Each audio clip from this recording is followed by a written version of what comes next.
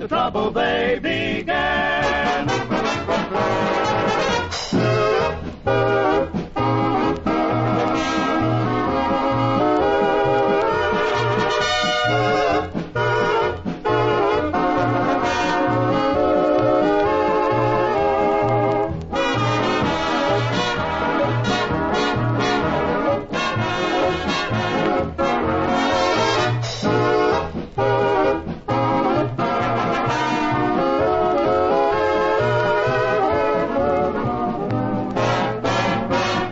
Put the axe to the axis, tie a can to Japan and the rest.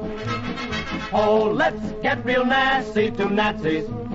Italy will soon see that we're best.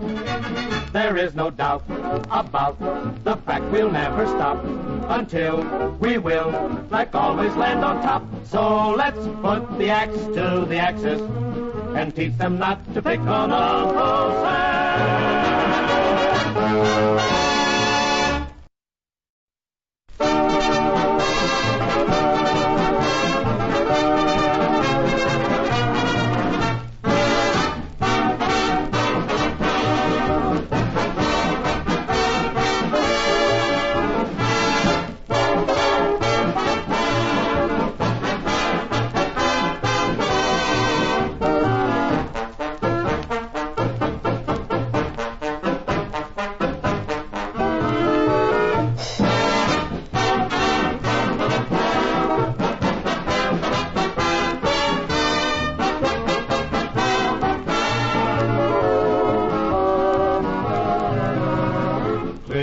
The decks for action, the time for speech is past, and do the job we have to do and get it over fast.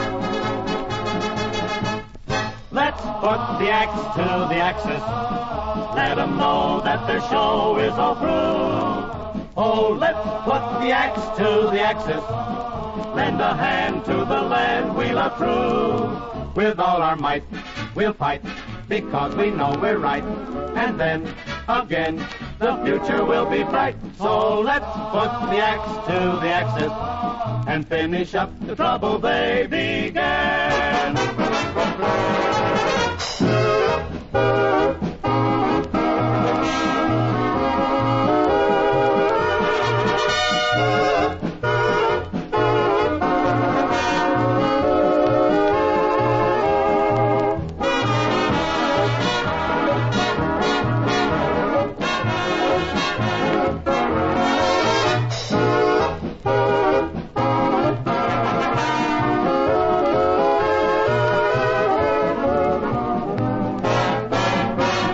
Put the axe to the axis, tie a can to Japan and the rest.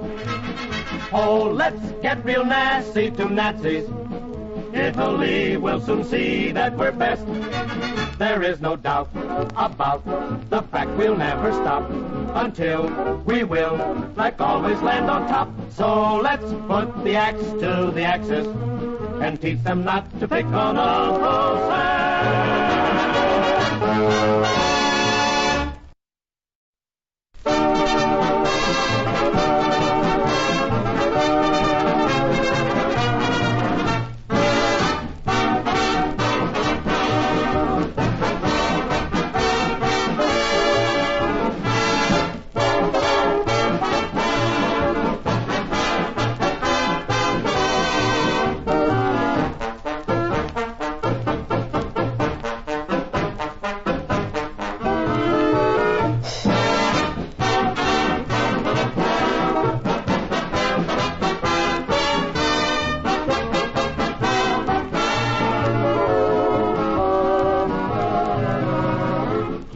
The decks for action, the time for speech is past, and do the job we have to do and get it over fast.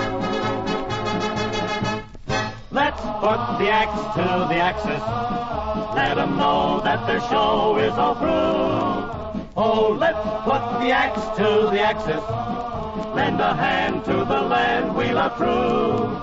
With all our might, we'll fight, because we know we're right.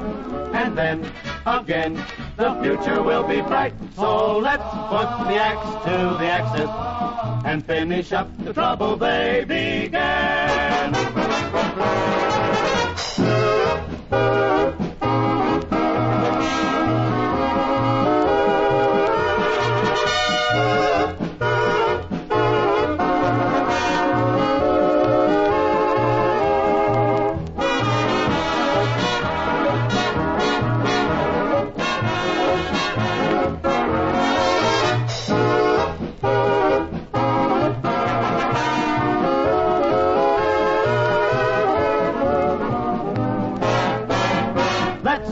The axe to the axis, tie a can to Japan and the rest. Oh, let's get real nasty to Nazis. Italy will soon see that we're best. There is no doubt about the fact we'll never stop until we will, like always, land on top. So let's put the axe to the axis and teach them not to pick on a process.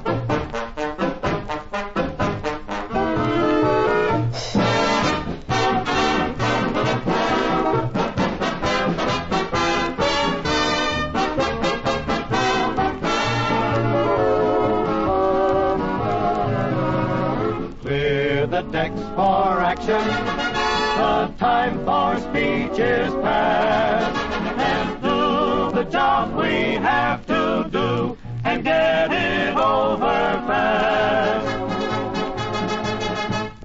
Let's put the axe to the axis, let them know that their show is all through. Oh, let's put the axe to the axis, lend a hand to the land we love true. With all our might, we'll fight, because we know we're right.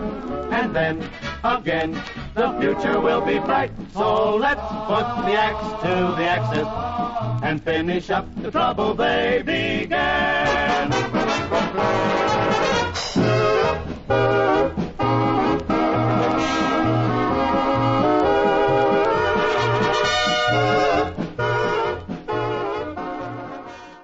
Hello, everyone. Yes, welcome back to another fun-filled and exciting episode of the Chieftain's Armored Vehicle Society. Episode, meeting, well, whatever you want to call it.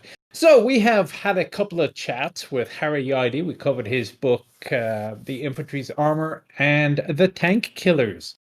And so what we're going to do, we're going to go over a little bit and talk about the Marines, because, hey, everybody forgets about the Marines, but they do have a significant fighting force, and they do have tanks, or at least they did have tanks. We'll talk about that again a little bit later. As we go on, keep an eye on the chat at the bottom. Watch for a link for quizzes. We are, again, giving out prizes, and hopefully you have read the book that we will be discussing, Marines Under Armor, because that is where you will find the answers to these questions.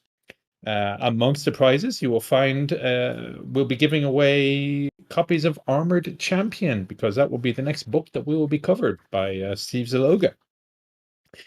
And so I am now going to bring on live from Spain, although he's not Spanish, Ken Estes. Ken, hello.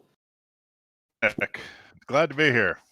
Good to have you back on the World of Tanks channel. It's been a few years, I think, since we were crawling around the M103 together. Correct. And the think tank operation. Yeah, we have that as well. So let's go back a little bit in history, into ancient history, when Christ was a corporal.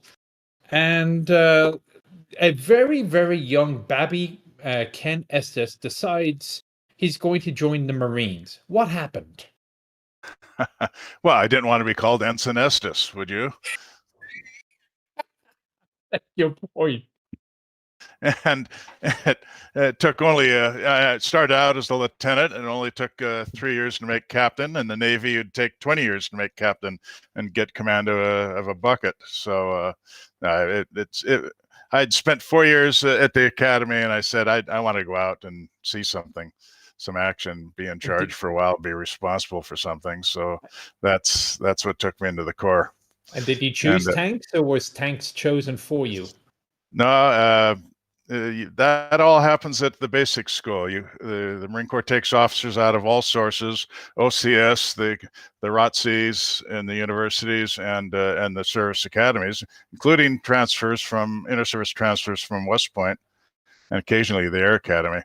And your MOS is determined by your class standing at the basic school, which is a 6-month course for turning candidates and midshipmen into officers.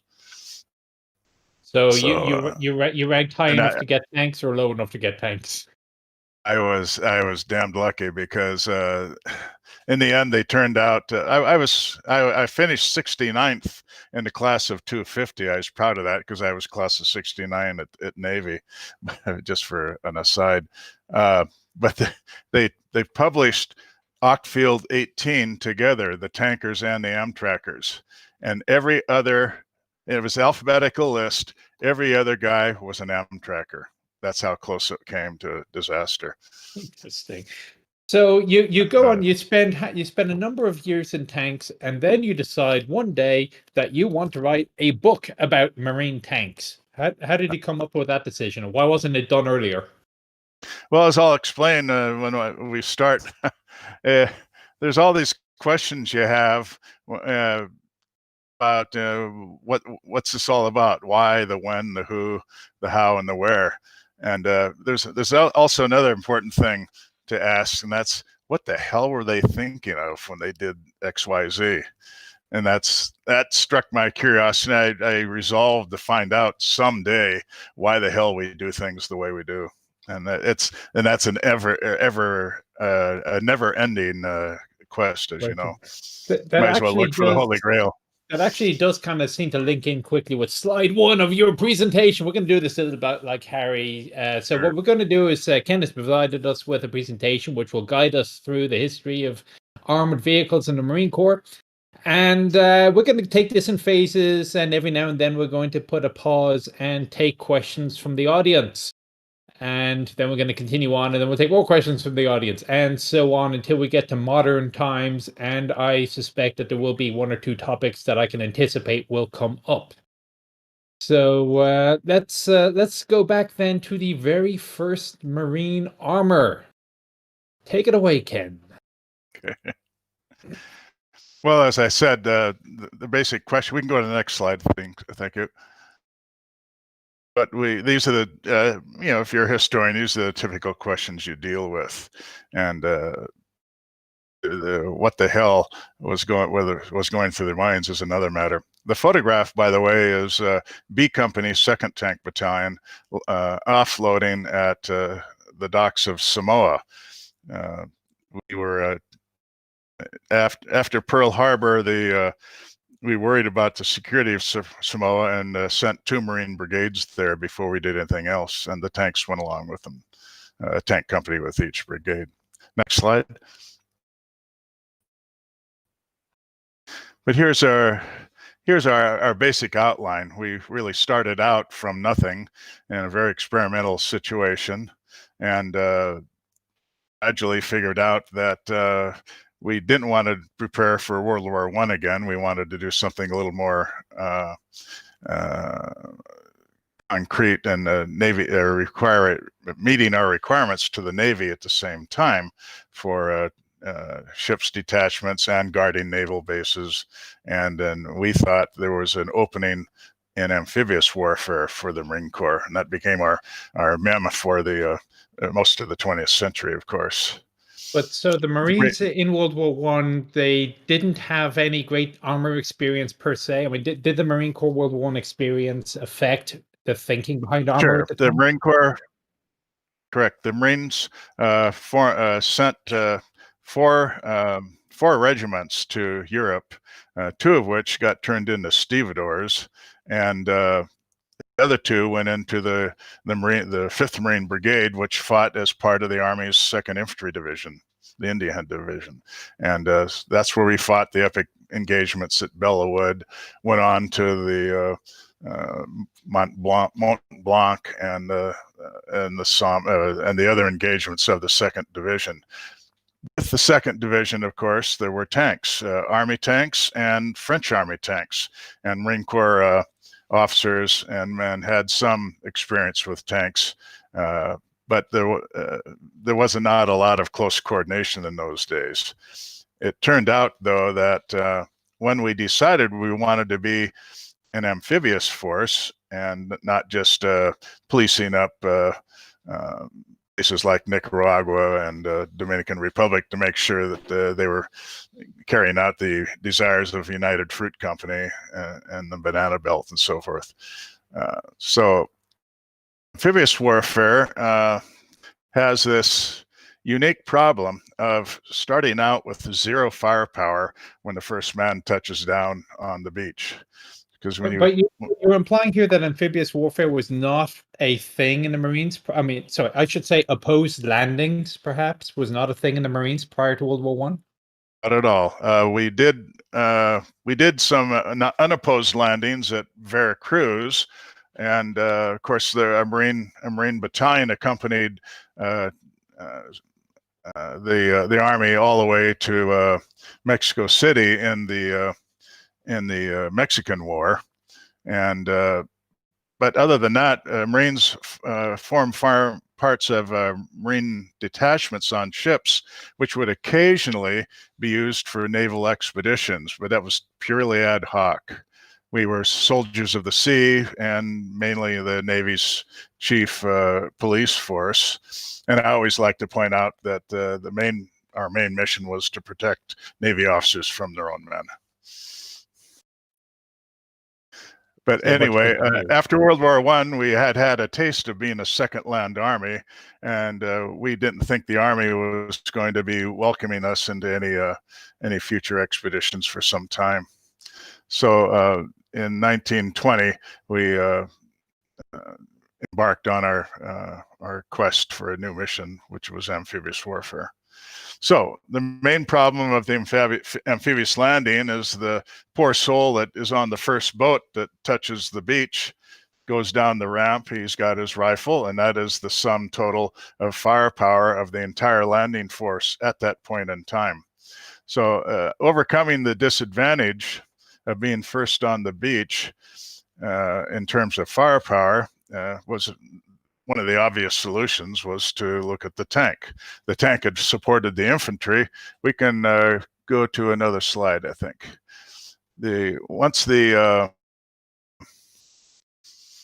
And one more, please.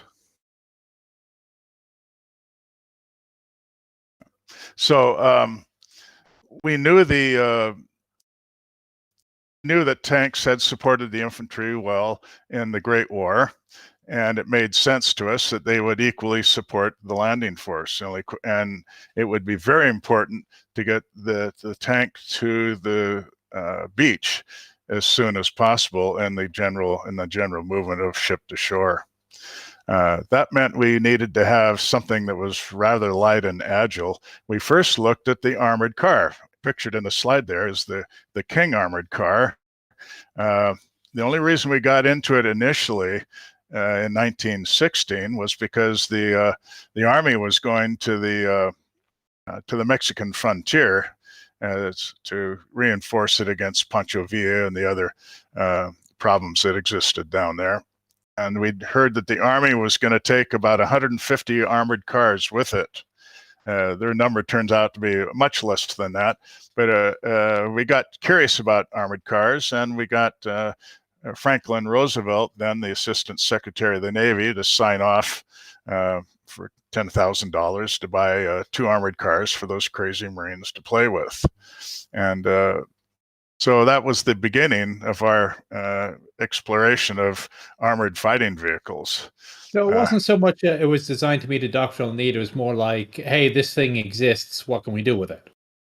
Well, we had formed the Marine Expeditionary Force in 1910 to take on interventions in Latin America, which were kind of a poor excuse to be down there, and guarding naval bases and the like, special missions, of course, as well. One thing that, of course, is a handicap for a vehicle is that where's the ship? What kind of boat can it fit in? They don't. These things don't float very well on their own. So I wanted to point out that the armored car had to use the ship's boats to get ashore, and we'll see later that that actually became a requirement that stayed with the Marine Corps' amphibious forces, and through 1940, it was a requirement that in the Fleet Marine Force, all equipment had to be capable of going ashore in ship's boats. There were no landing craft. That's why we had to rely on ship's boats. Battleships and cruisers had 45 and 50-foot steam and diesel launches. And that was going to be what we would fall back on while waiting for the Navy to make up its mind on what kind of landing craft we were going to be. Next slide, please. So the first ideas are to support the infantry, naturally, and starting in 1920 with equal verve, we would expect the the tank and armored cars units rather to support the landing force. So we formed ad hoc the light tank platoon of the 1st Marine Brigade, located in Quantico, and as part of the then existent Marine Expeditionary Force. So I'm looking in your book. It says Lejeune in 1923 approved to study advanced base operations in Micronesia as the main Marine Corps operations plan, and already they're talking about Japan. Of course, because the Navy is talking about Japan. There's no other Navy except the Royal Navy that rivals us, and relations with Japan were kind of declining because we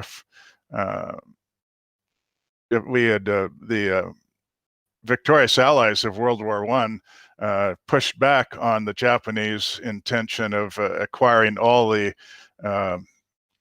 former German territorial rights in China, in the Shantung Peninsula, for instance. After the fall of Qin, the Japanese army took Tianjin from the Germans and wanted the entire Shantung position as a peninsula, as a war prize, just as other territory was being exchanged and the maps redrawn in Europe.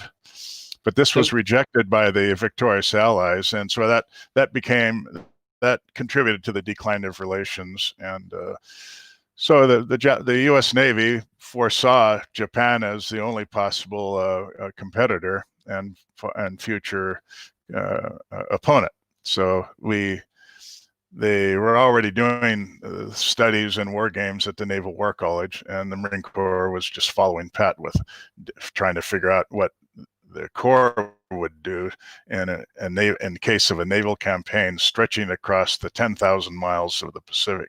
So it's probably fair to say that the next 15 years, as the Marines were defining how they would operate, they were actually practicing for the war which they ended up having to actually fight? Amazingly so, yes. It took a while to come around, and we had some false leads in the process, as you can imagine. We learned from the light tank platoon there what cantankerous things they were, of course, and we actually sent them down to a Navy exercise and put them. They had them land from the small boats. There was still no landing craft, and so we were just starting to get our feet wet, literally, with these things. Next slide. And these were just on loan from the army. It wasn't as if the Marines were buying these things. Oh, no, not at all. The Secretary of Navy just asked for a loan informally, and got 3 tanks to start with.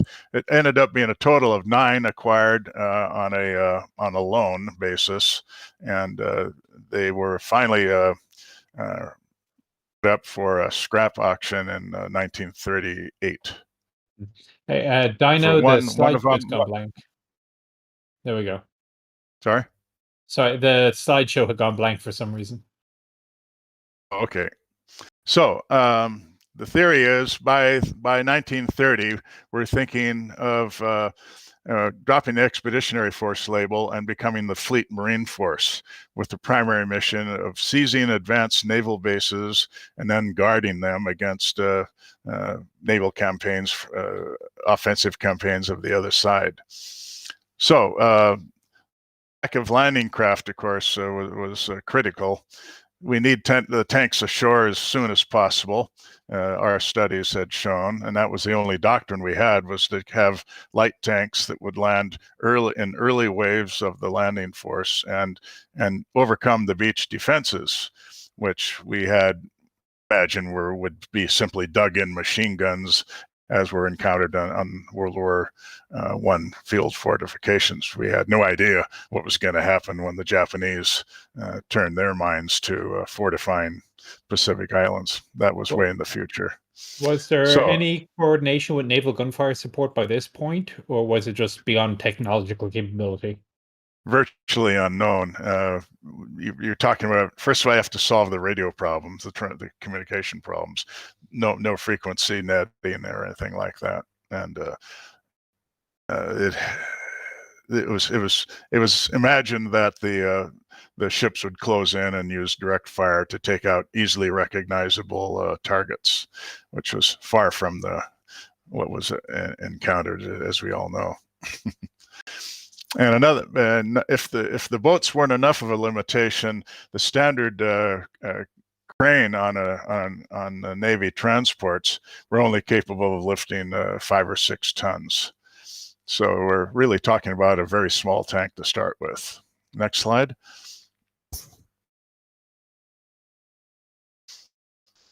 So what's the Marine tank going to look like? It can't weigh more than 5 tons.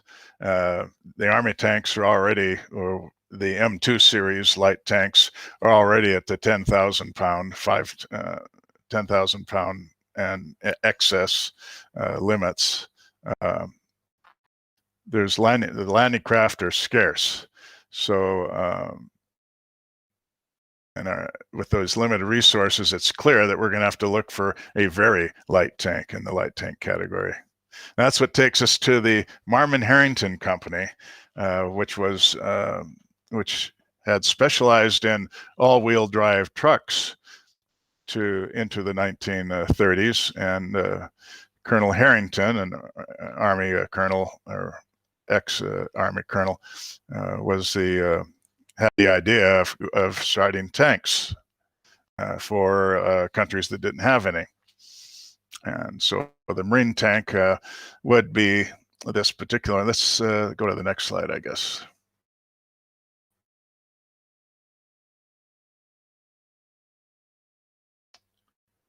I think we missed one. Was there a second image? Maybe on that? We go back. Yeah, I think we had yeah, I think we need. Yeah, there we are.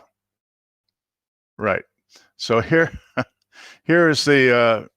In the foreground is the CTL-6, which was the improved Marmon Harrington. That's being offloaded at Samoa in the 1st Separate Tank Battalion, which was there to relieve B Company 2nd Tank Battalion, so it could go on to Guadalcanal and reinforce that campaign. So you can see it's a rather small tank just by the size of the people there. It's a 2-man crew with 3 machine guns, figure, and dual driving controls. The center of the 3 machine guns was supposed to be a 50 caliber, but you had to reach way behind you, whichever driver was going to operate the 50 would have to reach way behind him just to get to the trigger and handle. Oh, the aim. So it was quite a feat. There we are. There we have the basic beginning Marmon Harrington, the CTL-3, and you can see the positions for the 3 machine guns and the bow plate there. And the armor thickness was a 1/4 inch. So I was looking through the Army's test reports of some of the later Marmon Harrington tanks, and I am firmly convinced that these are the worst tanks ever made. That's the title of Steve Zaloga's article on it, actually. Is it? Oh, okay, I believe it. So is that more or less what the Marines found? No, well, yeah, they're too light to do the job, and the mechanisms frequently were borrowed from the truck industry. It had air brakes, for instance. You imagine how well they would work out. And we had trouble with the road wheels coming off and track braking and stuff like that. We even had trouble with you might imagine the slit type vision. No glass armor, I think. So you had split. You had armor slits in the armor for vision, and there was a terrible problem with bullet splash. We found out on firing. Test firing against these tanks. So Cabmec has just written, poor Marines always getting the leftovers. But these aren't leftovers. These were specifically designed for Marine purpose. New production tanks, yes. And it's all because the Navy said they couldn't handle anything over 5 tons, and the Army had nothing to offer. And they had they had nothing in production of that small a size. So I think we have another slide. Okay, so World War II catches up with us, though. France falls in 1940. It's very clear that the tank is going to be much more important than had been anticipated by the Marine Corps. And moreover, Marines looked like they might get into action before anyone else, but particularly in the Caribbean, where we were worried about the Vichy French having naval bases in the Caribbean, in which they already had an aircraft carrier and a destroyer squadron in the Caribbean.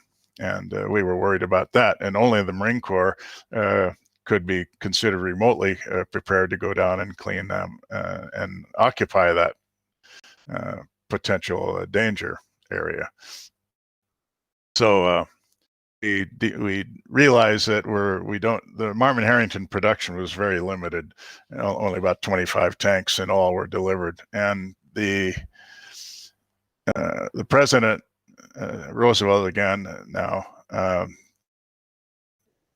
decides that the Army needs to give up a good portion of its current production tanks to get the Marines ready to go. There's going to be 2 Marine divisions, and they're going to have organic tank battalions. This had been determined by a study group in the late 1930s, focusing on World War II on what was going to be required. So we invented a Marine division with an organic tank battalion. And as you know, very few armies made organic tank battalions in their infantry divisions. But they're all on the wrong side of the country, though, because they're facing Japan, and suddenly they got to go east. Oh well, the Quantico is as important a base as as San Diego in those days. So we're going to have a Marine division on each coast, each facing a different kind of opponent, but still with the mission of supporting the Navy in a naval campaign to seize foreign territory, enemy territory. So we don't have enough tanks. It's very clear we're going to have to go with the Army designs. And it turns out that the Navy is working on landing craft to carry up to 40 tons at that time, with the Army just meet Army requirements. And it turns out that the ships themselves, the more modern transport vessels had cranes capable of carrying up to 50 tons, although that was a slow process. So we decided to change over to Army production, and that's where it's going to stay for a while. That's probably a good move. Yes. Is there another photo that's part of this? I forget. I thought there was a photo of the CTLS dropping, crossing over the bow on a sort of a home-built ramp. Yeah, I think we'll get to that. I think maybe we passed. I think we Okay, passed. no, let's go backwards. Now we have to go backwards. Yeah, sorry. Backwards again.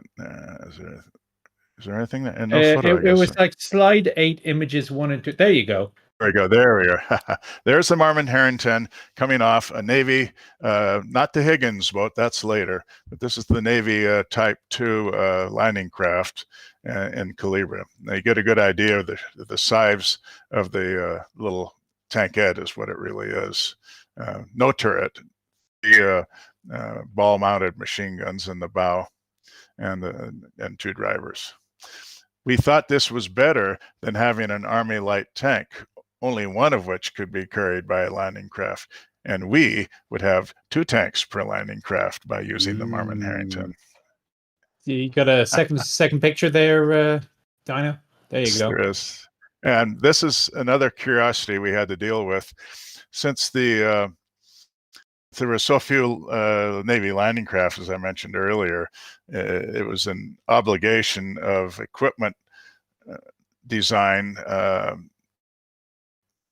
for the field units that they be capable of being landed from the 45 and 50-foot Navy launches. So they built these ramps, wooden ramps, and you backed down. That tank is actually in a reverse coming down the ramps.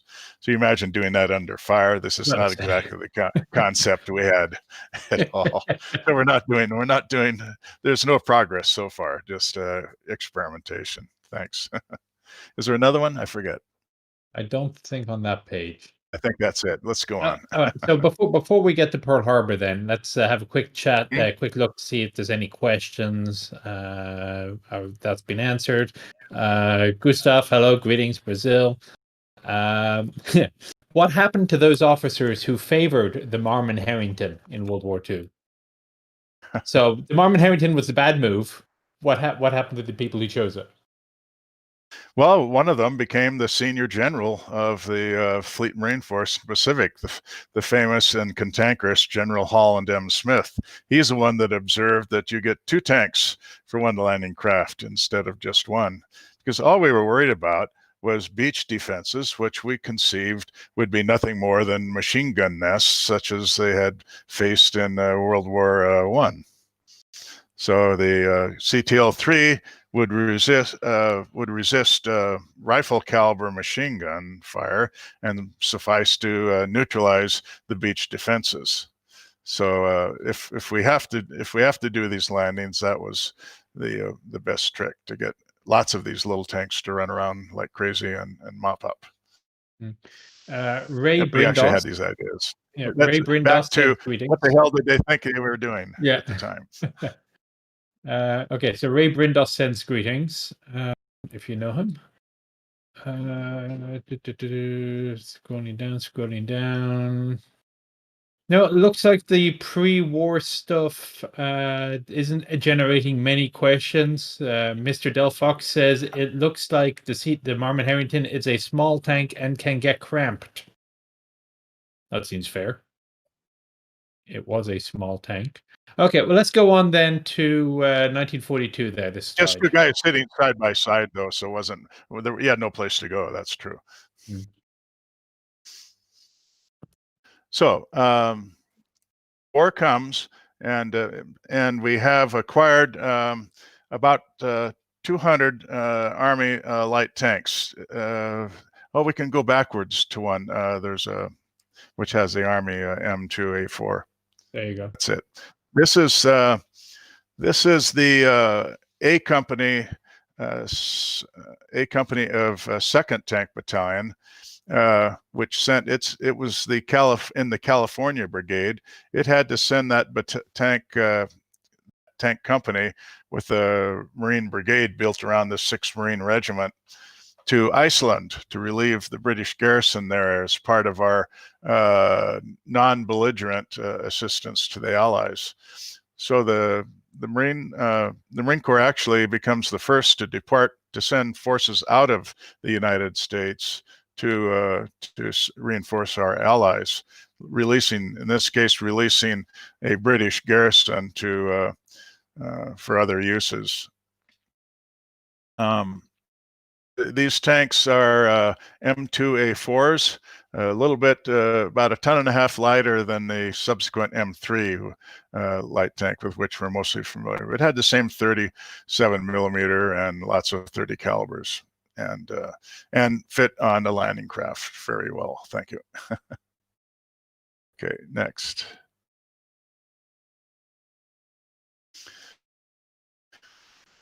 Light tanks, though, there we go. That's the M3, a little more robust. It has a 4-man crew, and notice the sponsons each have fixed 30 caliber machine guns. The Army was machine gun crazy when it came to tanks, especially in the early days, and they just bristled. Those two those two machine guns and the sponsons were operated by the driver, as if he had nothing else to do, shifting gears and steering and watching out for tank traps and stuff like that.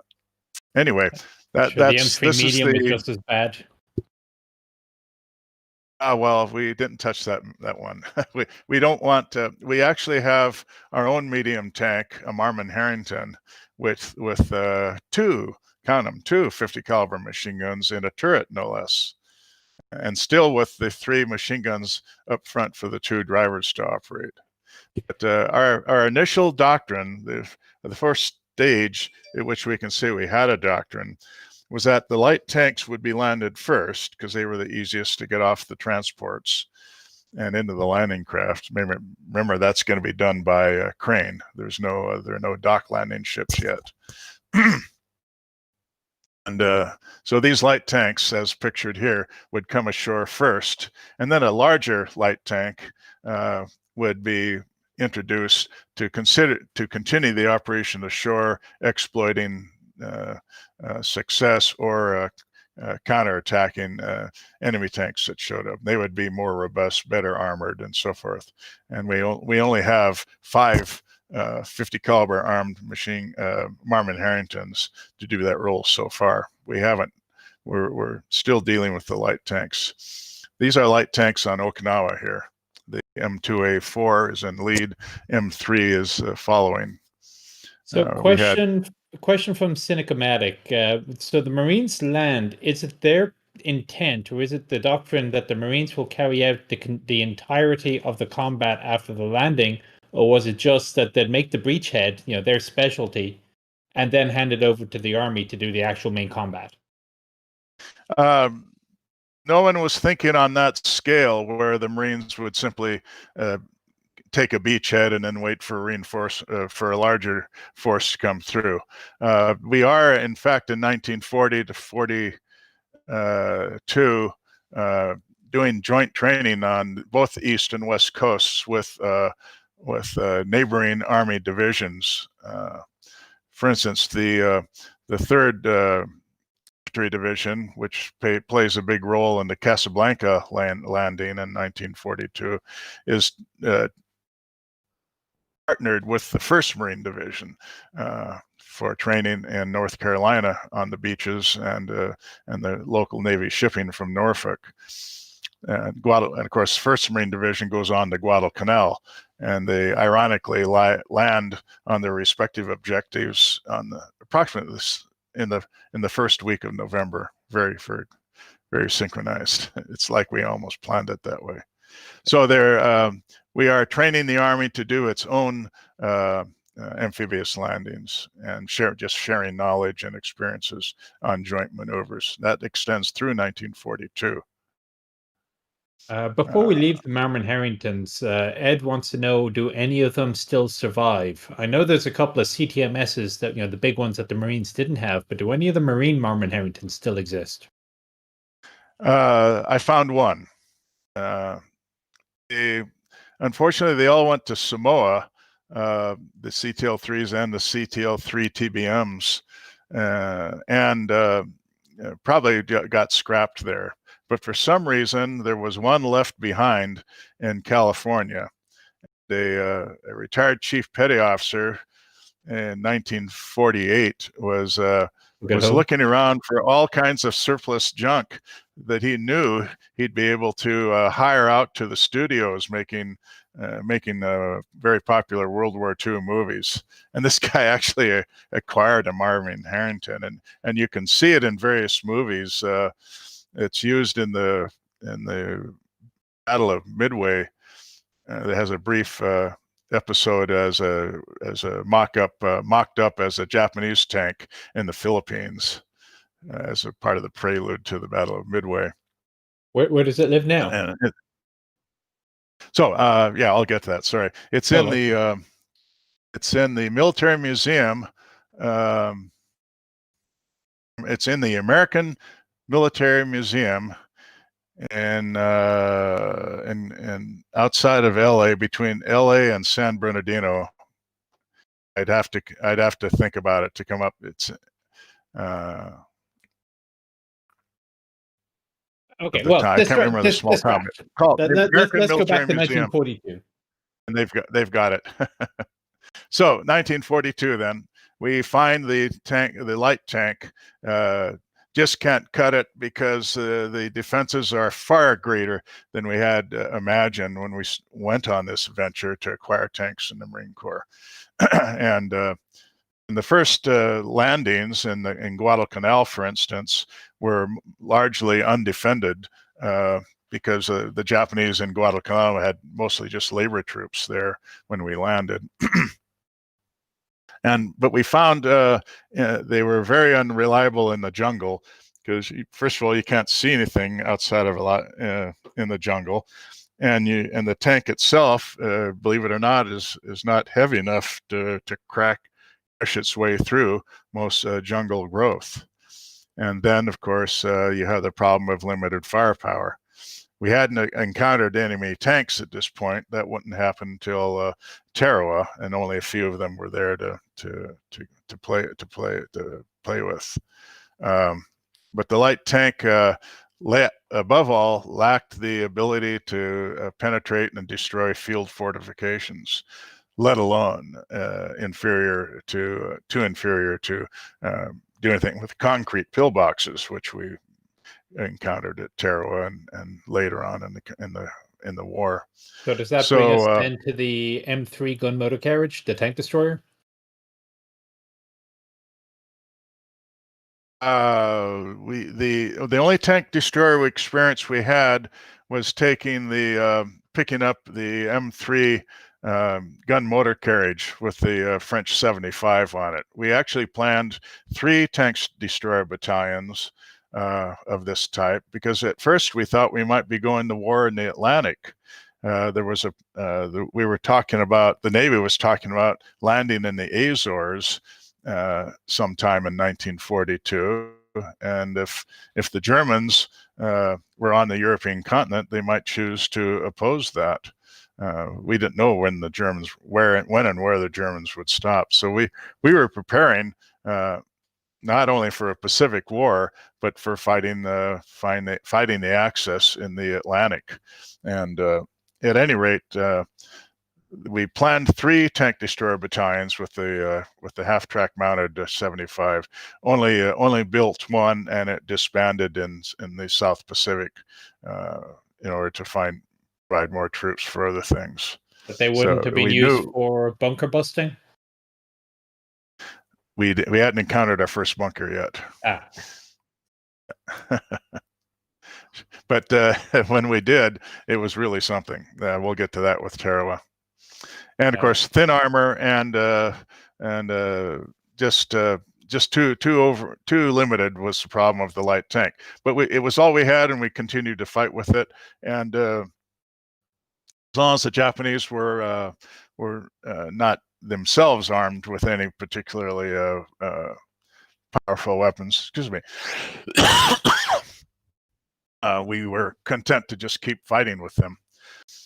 In the event, it was a real mess for the poor units. We had 3 active tank battalions by the time we went to Guadalcanal, and Army was shipping all kinds of M3s and M2A4s to those units without any manuals, without any lube orders, without blueprints, and without tools. And these tanks needed 100-hour checks for the most part, it's just a terrible pickup improvisation. So the troops that arrived, infantry and tankers at Guadalcanal, had never worked together, but that was okay. The infantry in the 1st Division had not gone beyond squad tactics in their stateside training. You have to remember, the 1st and 2nd Marine Divisions are sent not to Guadalcanal, they're sent to New Zealand to train for the proposed 1943 counteroffensive in the Southwest Pacific. The Japanese, though, advanced the timetable by starting to build an airfield in Guadalcanal, which, if it carried Betty bombers, for instance, would be capable of an aerial blockade of the vital lines of communication to Australia from the United States. So that caused a panic, and we had to go, and with whatever we had, which is another Marine Corps tradition. You never know when you have to go. We'll get into that in some other cases. Next slide. So we graduate from the Solomons to where the light tanks were barely adequate, and we had to take a fortified island from the Japanese called Baishio and the atoll of Tarawa. And in this case, the concrete pillboxes and the anti-tank defenses rendered the light tanks of 2nd Tank Battalion very handicapped in order to provide any kind of support for the infantry of the 2nd Marine Division, which alone was attacking this island.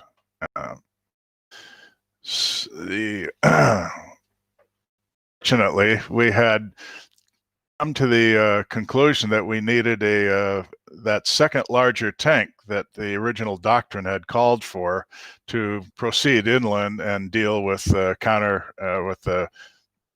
continuous operations or to counter enemy tanks. We had acquired at that point about 120 M4A2s of the Sherman model, the Sherman series, from the Army, and there we are with one. And these were to be used as the follow-on tank to be landed after the light tanks had come ashore, reduced the beach defenses, and secured a beachhead to land all kinds of material and forces to keep going through. So the one company of those medium tanks was sent with the 2nd Tank Battalion to Tarawa, and 2 of them ended up functioning at the end of the 2nd day. Such was the inexperience and of our side and the tenacity of the Japanese defenders. It was a close-run thing, but Tarawa was taken with considerable casualties in 4 days of really terrific fighting.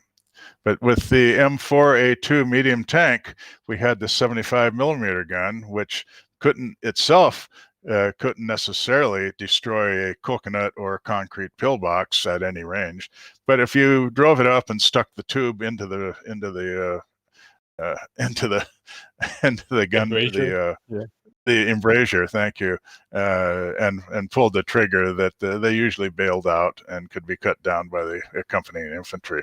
And this is where we developed tank infantry tactics, totally ad hoc, but it became obvious that the tanks themselves needed, each tank needed a squad of infantry to compensate for the blindness that we all have in tanks, going through strange terrain and trying to figure out where the enemy infantry defenses are and where their infantry are hiding and so forth. So with regard to the M4A2, you spend several pages in your book talking about some sort of a scandal with the condition of the tanks at Jacques' farm. Yeah. What's all that about? Well, we planned a 2 corps level medium tank battalions to help our initial three Marine divisions that were in the field, and well, it's just a case of Californication, I suppose. The battalion trained at Camp Pendleton, and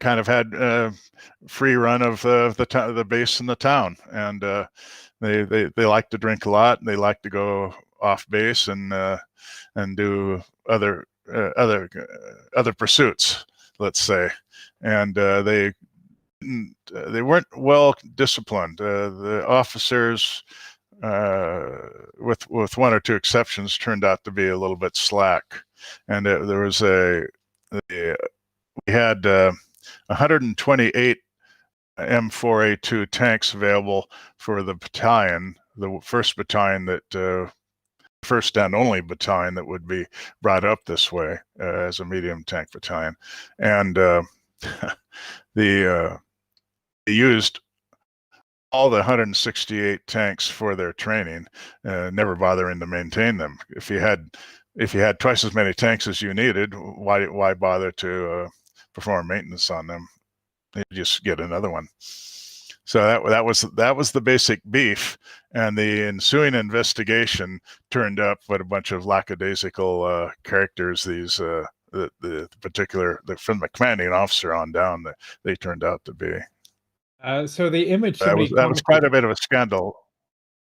I'm sorry. So since Z brought up the image, somebody commented that there was a flail on the Sherman that just popped up. Was that a Marine flail? Yes, that's our own. Once we got over the growing pains, and I must say, we have to remember the tank units were formed from the Marine divisions, taking troops from the infantry battalions and other battalions that they wanted to get rid of, that they were willing to give up. So you didn't necessarily get the very best troops, maybe even officers, assembling for these early battalions. At any rate, we got pretty sharp after that. This is a tank of Company C, 4th Tank Battalion. They had read in a precursor journal to the Armor magazine, I don't know what it was in World War II, they had read about the flail tank, and they determined to make one for themselves. And they had some pretty good mechanics, and they used a Jeep transmission to take the power takeoff and run it, take the drive shaft and run it out through the bow armor, and drive the flail mechanism itself. And it actually worked. It performed well in garrison, and it was ready in time for Iwo Jima. That's how late that is. Was it used? Yes, it went ashore in Iwo Jima and quickly bogged down in the terrible short beach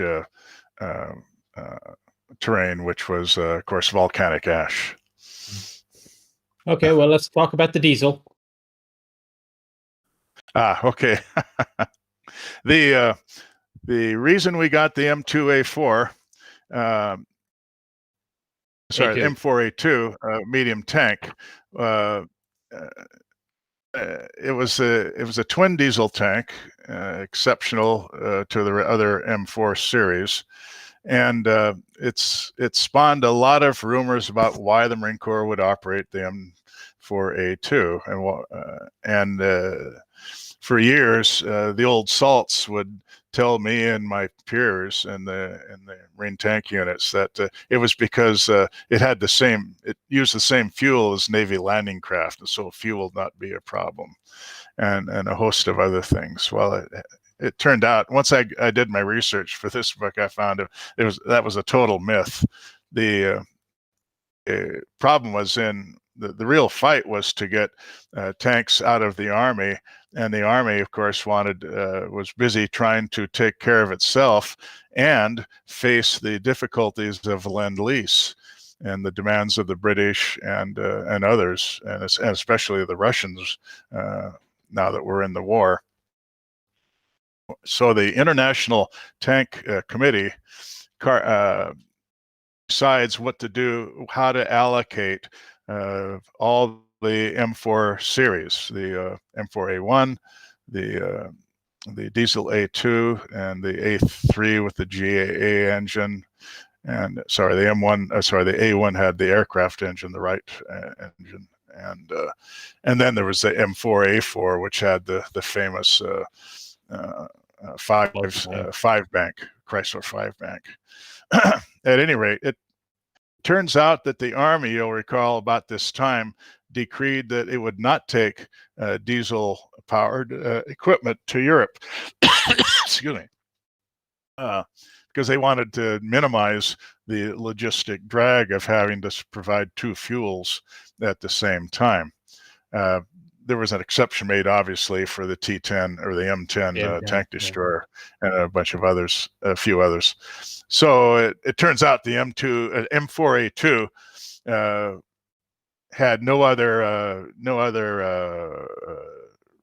buyers or takers for takers, except for the Russians, who love diesel engines, of course, and got a lot out of it. So the M4A2 diesel was simply the one we could get the soonest, 60 days sooner than any other model, and it was as simple as that. Nothing to do with preferring diesel to gasoline or for low because it had less dangerous fires and things like that. So if I go forward a few pages, when the Marines eventually do get the A3s with the petrol engine or the gasoline engines, the Marines don't seem, I get the impression that they're not very happy at this, and they really, really like the diesels, but obviously the Army really, really likes the big V8.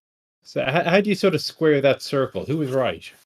Well, think of who's driving the most distances in these campaigns. The typical Pacific island being invaded is about 5 miles wide, and but you are engaging in pretty nasty close combat every step of the way. So it was pretty easy for the Marines to say that they preferred the diesel engines, the twin diesel in the M4A2, because you could lose an engine and limp back. For instance, if the Japanese were prone to using magnetic anti-tank mines, placed either held suicidally against the hull or slapped on the top of the engine cover and detonated, and if you do knock out one of the engines, they are linked in the transmission system, and you can drive the tank on one engine and bring it back with its crew. That was very meaningful for the troops, and they liked that a lot. And then they felt that the fire danger was less, and whereas with the Army, the fire danger was probably more from, as we found out later, from some more scientific studies. The Sherman, other M4 series tanks had problems with fighting the Germans and getting the hulls penetrated, so that the ammunition went up in flames. That was something that we didn't have to worry about in the Pacific War. was our M4s getting penetrated to any great extent. The 47 millimeter could and did penetrate the Sherman at about 400 meters, but otherwise we were dealing with 37s. The main problems were when you got into the rear of the Japanese, they had anti-aircraft guns in both 80 and 88 millimeter caliber. So what I liked was you have a reference in here, I think, to two instances where they dismounted an 8-inch, 200 was whatever on was an 8 inch, Okinawa, a pair of 8-inch naval guns. Yeah, and they use those as anti-tank guns. Oh, they were coast defense guns, and if it's just tanks showing up, well, they were using them. They were glad to engage them. That was on Okinawa. That was a nasty surprise as they moved down to Naha. They encountered coast defense guns. Just again, there was much more to the Japanese beach defenses than just a few machine guns dug in. So it was really a struggle to get enough firepower on the beach. And you'll notice later there's almost a mutiny among the tank battalions when the commandant refuses to acquire the M26 Pershing as it goes into production with the Army, because we were getting ready by that time.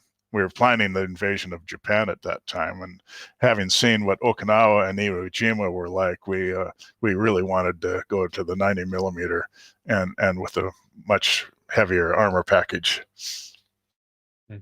Was there any interest by the Marines in assault tanks like the Jumbo or the T-14? I think not, because we're still conscious about weight, and I'm sure that I've never checked, but I'm sure the Jumbo would not fit in an LCM-3, a medium landing craft. I find it rather doubtful it would have done that very well. But you do see we weren't really having trouble handling Japanese tanks at any time. But you do see pictures of Marines with additional armor. You got concrete and wood and so on top of the regular steel. All because of the anti-tank cannon. That's all, not tanks. Gotcha. Okay, that was another specialty of the company that did the flail tank. They also invented the wooden boards on the side with that were forms for concrete armor. Very ingenious. Okay, so there's a picture of a flamethrower tank up now. Another lesson of Tarawa. Tarawa was not important only for tanks and tank employment in the Marine Corps. Tarawa changed everything, almost everything in amphibious doctrine. We had almost every problem you could imagine when we tried to take Tarawa. First thing that happened was when the flagship, a battleship, fired its guns at the shore, it knocked out the troop radios in the Marine afloat command, the Marine headquarters afloat on the flagship, and then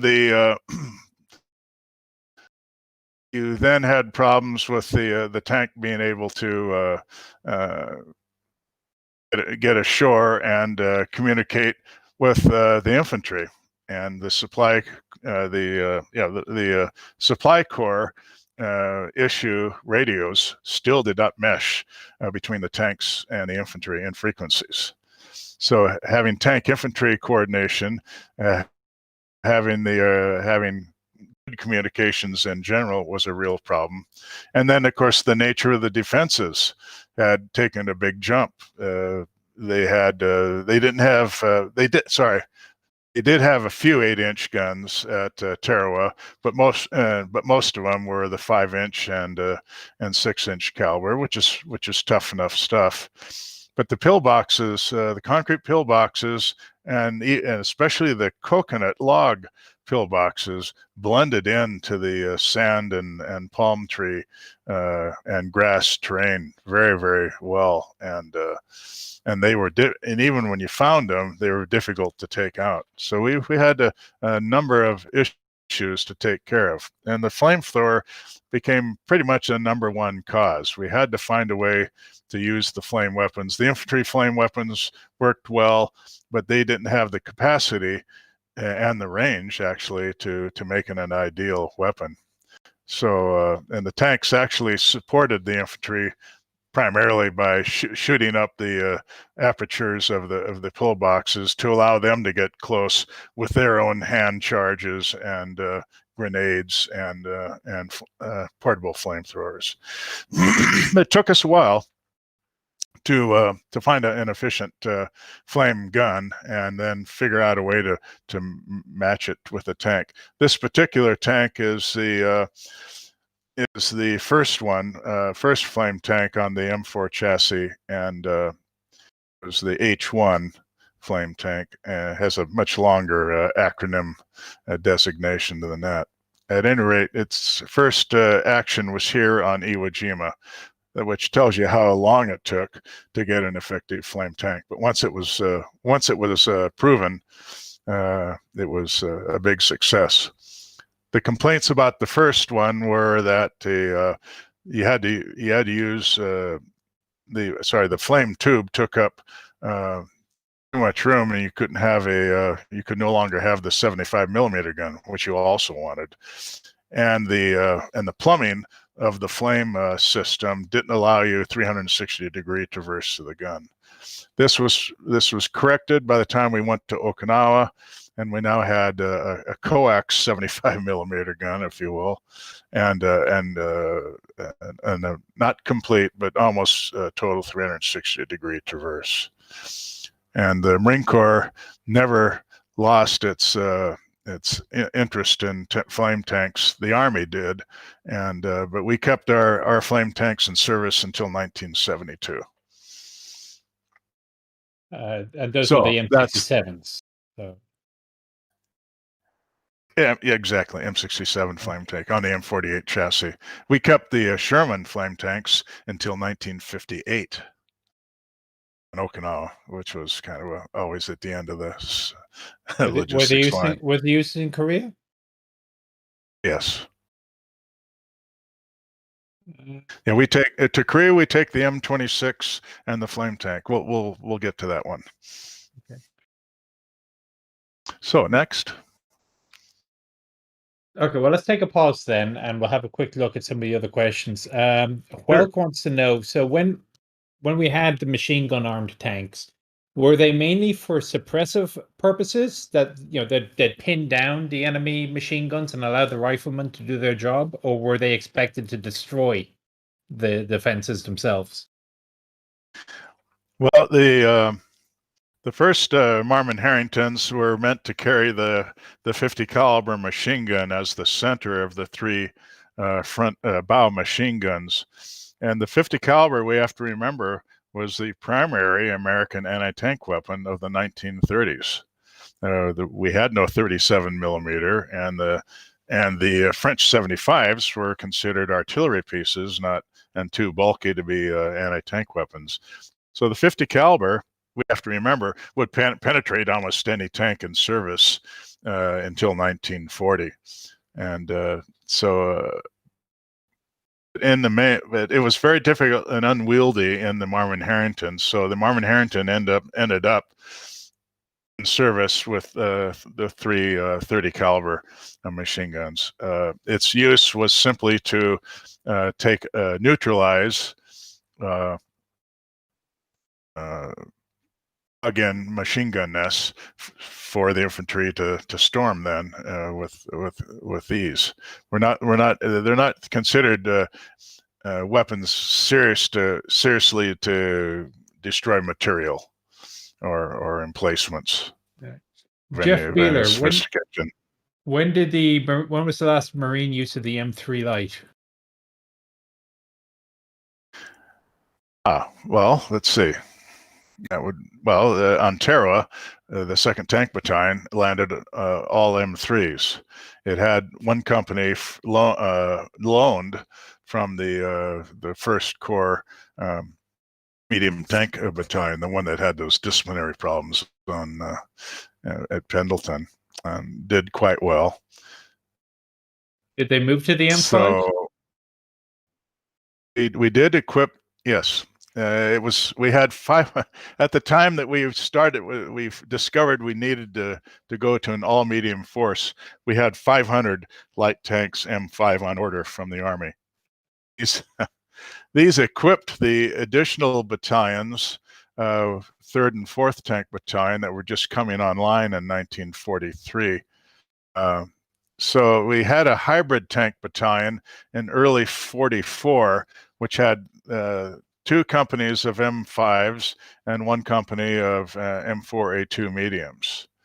But again, the light tank, even the M5, didn't have enough extra power. It's same 37 millimeter gun and more machine guns, and that's just not going to do the trick in jungle terrain. So the last battle with the M5 would have been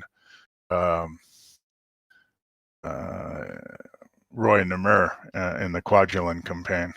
So to be clear on the doctrine, so you have a battalion at the division level. Did the regiments or battalions for the infantry, did they have any of their own tank support as well? Not at this point. The battalion was supposed to support the 3 infantry regiments with at least a tank company. We started out with 4 company battalions. We shrank them down because of manpower concerns to 3 company battalions, 45 tanks all told. And we were so conscious of the value of the tank in the Pacific War that our wartime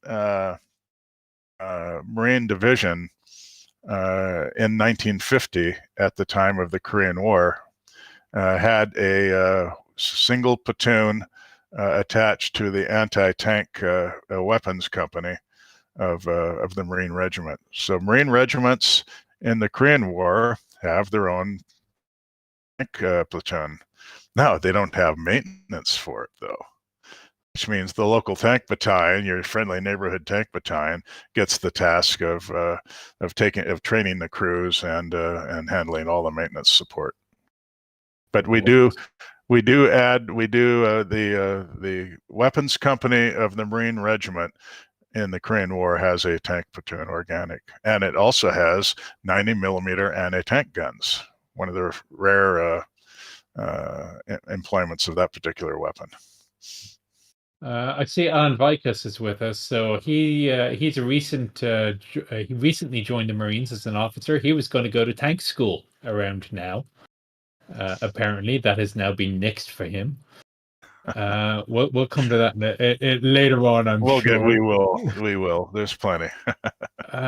What use did the Marines make of tank dozers? Oh, fantastic! We couldn't get enough of them, and that was part of the great mutiny of the tank battalions and their commanders against Headquarters Marine Corps, which was not producing the numbers of tank dozers and flame tanks, as well as the M26 medium tank with its 90 millimeter gun. We wanted more and more and more of these things. We wanted a tank battalion. The infantry wanted a tank battalion that had 86 tanks of all told. It's quite the contrary to what will happen later on. A little unwieldy. Dmitry, Privet. Okay. Scrolling down, seeing what else we got down here. Any other questions?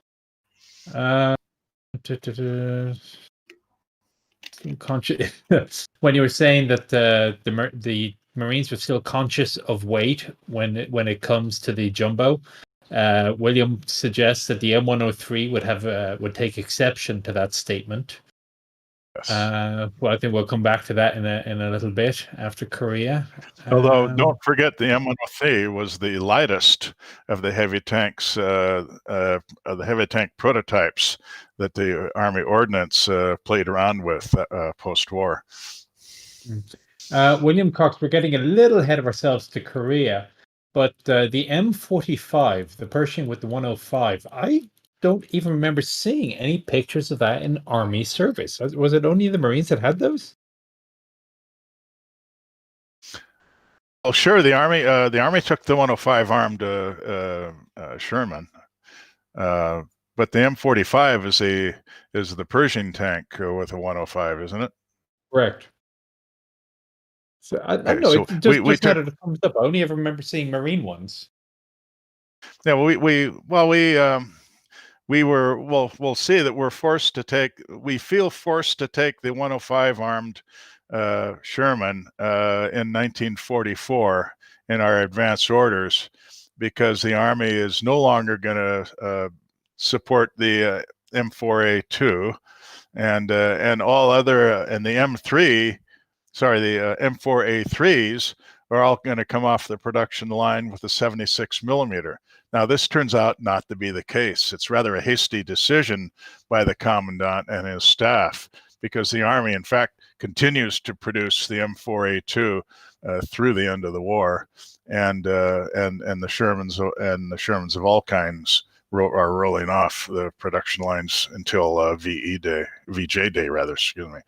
So we overreacted there, but we bought 600 M4A3 Perrin 105 millimeter tanks for the invasion of Japan, and that's what were going to be the replacements. That's what produced this. This is what would produce the Great Mutiny of the Tank Battalion Commanders in 1945. But when they mutinied, who won? The commandant, strangely enough, but the corps commanders, the amphibious corps commanders, intervened and said that there were still enough M4A2s in the overseas depots to outfit the tank battalions with one set of M4A2s, but that any wartime combat losses would be replaced with an M4 105 millimeter. It was not a big confidence builder, by the way, that the first M4s with 105 millimeter arrived in Marine hands, and they had no power traverse and no turret baskets. No stabilizers either. Did the Marines use the stabilizers? You don't hear about it very much. We had them. They came with the M4A2, but you don't hear about them being used very much. I didn't investigate that one very far. It could be because the progress is just so course, slow. The engagement rate distances are fairly low. Jeff Beeler. And again, we're not having any trouble with the Japanese tanks. So if the idea of these light tanks, the Marmot Harringtons, was to be first ashore to suppress, what did the Marine Defense Battalions use the tanks for? Oh, the Marine Defense Battalion was not part of the Marine Division, although they could go with the Marine Division as they did at Guadalcanal. But the Defense Battalion was going to defend the naval base that you captured from your opponent, or the island that you captured from your opponent. It consisted its main armaments was either 5-inch or 7-inch Navy guns on coast defense carriages, and aircraft guns, 3-inch caliber and 50 caliber initially, later 40 millimeter and 90 millimeter, and aircraft guns. Now, there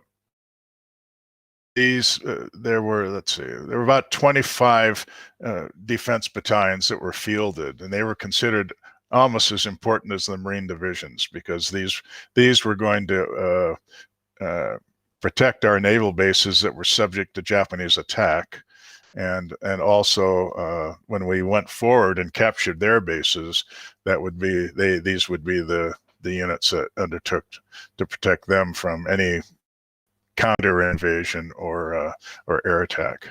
Did they think far enough ahead to say, yeah, the tanks in the defense battalions will be used as mobile pillboxes, or they'll be used for counter attacks, or was there any thought given to how they would be used? You're ahead of yourself. There were no tanks in the initial TO&E of the defense battalion. Those were added on after the negative experience of Wake Island. because Gotcha. Wake Island didn't have to surrender. It actually we found out post-war that if they'd held out a little longer, they were cleaning the infantry, the gunners who had taken up their personal weapons were handling the Japanese survivors very well, and there was no need to surrender. But at any rate, since there obviously was not enough firepower in the defense battalion, it was good in anti-aircraft and anti-ship. So it was, there's a TO of July 1942, which creates a tank platoon for every defense battalion of up to 8 tanks. These were usually almost all were M4s. I don't remember any. These were all M3s. There were no medium tanks in that, but they would have been able to take care of any landing by infantry. And then a rifle company was also added along with that tank platoon. So you don't want to defend islands without tanks. We'll talk about that later when we talk about why we're going tankless in the Marine Corps. Ed, did the Marines consider DD drives? So we know at Okinawa they used a T6 landing device. Why didn't they pick the DDs, the duplex drives? Well, first of all, they're not known. We don't. We lose quite a few tanks at Tarawa for lack of fording gear, because the Army fording gear project was classified top secret. It wasn't known by headquarters Marine Corps. I'm not making this up. It was not known at headquarters Marine Corps until May of 1943 that such a project existed. So this was too late to do anything for Tarawa or any of the other units that were in the Western Pacific, in the South Pacific rather. And so the dual drive tanks were pretty much the same. I would say were probably the same problem. And I'm not sure they we probably would have preferred the landing craft speed to get ashore. We already had the armored amphibian, which was the Amtrak, the logistics carrier tracked vehicle amphibian called the Amtrak, with either an M3 turret or an M8 howitzer turret screwed on, and they would swim at pretty much the same speed as the landing craft and provide firepower up front. The problem was you didn't really want to take those things inshore because they didn't have the armor and they were too big and unwieldy. Cinematic, did the Marines make use of SPGs such as the M7 Priest? Yes. You did read this, didn't you, Cinematic? It's in the book. Sure. The Marine Division not only has a tank battalion, but it has in its special weapons battalion, it has a complete battery, a company-sized unit of the the half-track 75 millimeter M3, and then the infantry regiment has a pair of them. That sounds kind of scarce, but there just aren't that many Japanese tanks to contend with. And it's interesting that in the battle for Guadalcanal, a defensive battle, of course, the two light tank companies of 1st Tank Battalion remain on the airfield as the divisional reserve. Of course, the airfield was vital to the survival of the whole operation. And it was the 37 millimeter anti-tank guns and the 75 millimeter half tracks that killed the Japanese tanks that did make it to Guadalcanal. Yeah, he's talking about the indirect fire. There's the 105 millimeter on the Sherman hull. I'm pretty sure they were used later in the war as direct fire, were they not? Yes, we switch. That's my next point. Was we discard the half track as a different maintenance item, and we go to the self-propelled 105 M7B self-propelled cannon, and that replaces the anti-tank half-tracks. Was there any use? But was Go on. Well, and that could be used as the half tracks were used as assault guns when there were no armored targets to take care of. Was there any use of aircraft in the spotting role or reconnaissance role by the Marines? Oh, sure. Yeah, it gets its best. We're at our best. Again, all these tools of the trade we think are so obvious were added on after Tarawa, and by the time we get to the Marianas, we've got the usual Piper Cub type spotter planes for artillery and for leaders reconnaissance.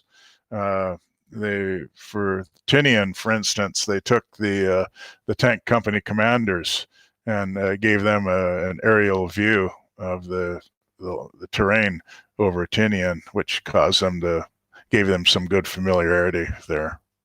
Pretty cool. So we do pretty well with that. Haggerty, are there? And of course we have a very large marine aviation component by 1942. We field in all in World War II, we field 6 Marine divisions and 4 aircraft wings.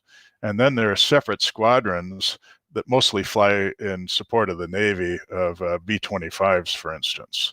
So we have a fairly extensive, lethal, and useful air arm that we don't see very often because they're the ones on carriers are usually doing carrier type missions, and we don't actually use carrier-borne marine aviation until Okinawa. Well, I don't know thought. Who is the best marine tanker? So who's the marine version of Lafayette Pool? Well, as far as who shoots the largest number of tanks, that's hard to say because the average Japanese tank at Saipan, which is the greatest tank battle of the Pacific War, had projectile holes from 50 caliber, 2.35 inch bazookas, and the 75 millimeter. It's hard to sort out who really took those tanks out. Among the best of the company commanders, you'd have to say, was Bob Neiman of Company C, the one that had all those innovations with the concrete sides on the hull and the flail tank, and they did a bunch of other stuff too. And then Ed Bale ended up in 2nd Tank Battalion after he survived the Battle of Tarawa. He commanded as a first lieutenant the M4A2 tank company that carried the day, and he ended up going all the way through Saipan, Tinian, and Okinawa. Did you grow up watching Black Sheep Squadron? I think I was at the academy by then. We didn't get much TV in those days. Well, let's get back to the size we are now in the post-war phase. Okay.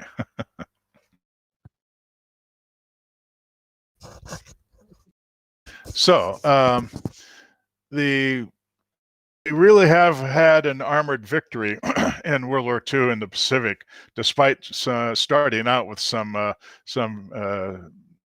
bad surprises.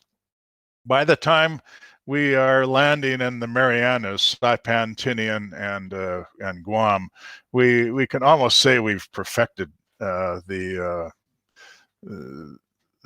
tank infantry support tactics of the Marine Division.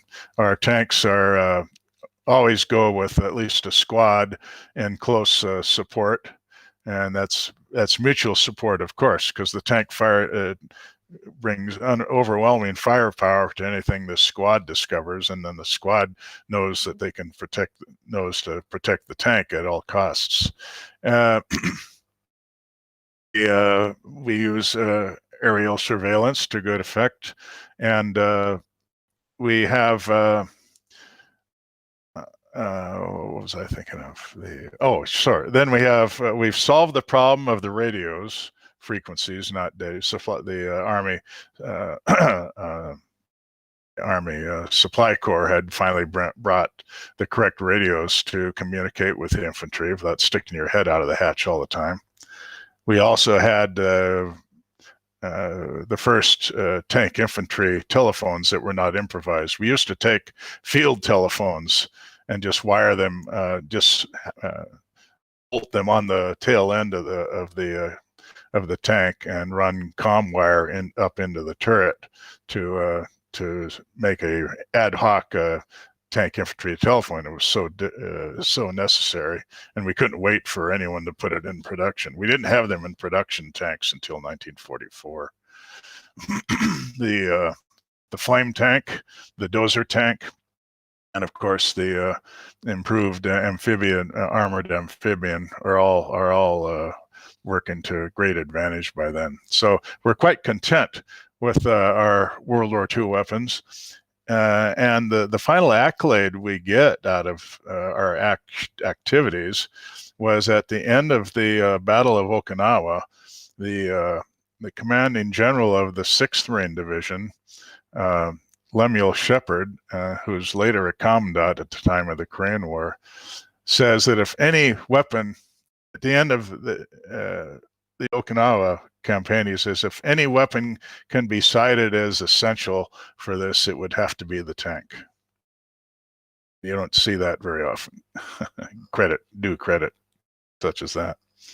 So there's this very contentious officer by the name of Arthur Stewart, who advocates a even more aggressive tank doctrine and tank policy in the Marine Corps. He commanded the 1st Tank Battalion for the second half of the war. And on Peleliu, he witnessed the counterattack of Japanese tanks, which made it all the way to the beach. And only half of his battalion was ashore. But of course, the Japanese tanks were badly beaten. But he made the rather iconic comment that had the Japanese been equipped with tanks the caliber of what the Germans were fielding in World War II, the result might have been very unpleasant. And that we shouldn't take it for granted that everything was going to go our way. In fact, the Army, much to the chagrin of the Marine Corps, declares the entire M4 series tank fleet obsolete, as you know, except for the M4A3 76 millimeter wet stowage. And all others are relegated to, are considered obsolescent or obsolete in the Army system. And that takes care of virtually the entire Marine Corps tank inventory. We do, therefore, thanks to Stewart's urging, the commandant goes out, reverses himself. Of course, it's a different commandant now, and buys 102 M26 Pershings and puts them immediately in the depot as war reserve, intended to be kept in pristine condition in case we need them. And in that case will happen. Is there another photo on this one? I don't remember. I guess. Oh, okay, there it is. So we have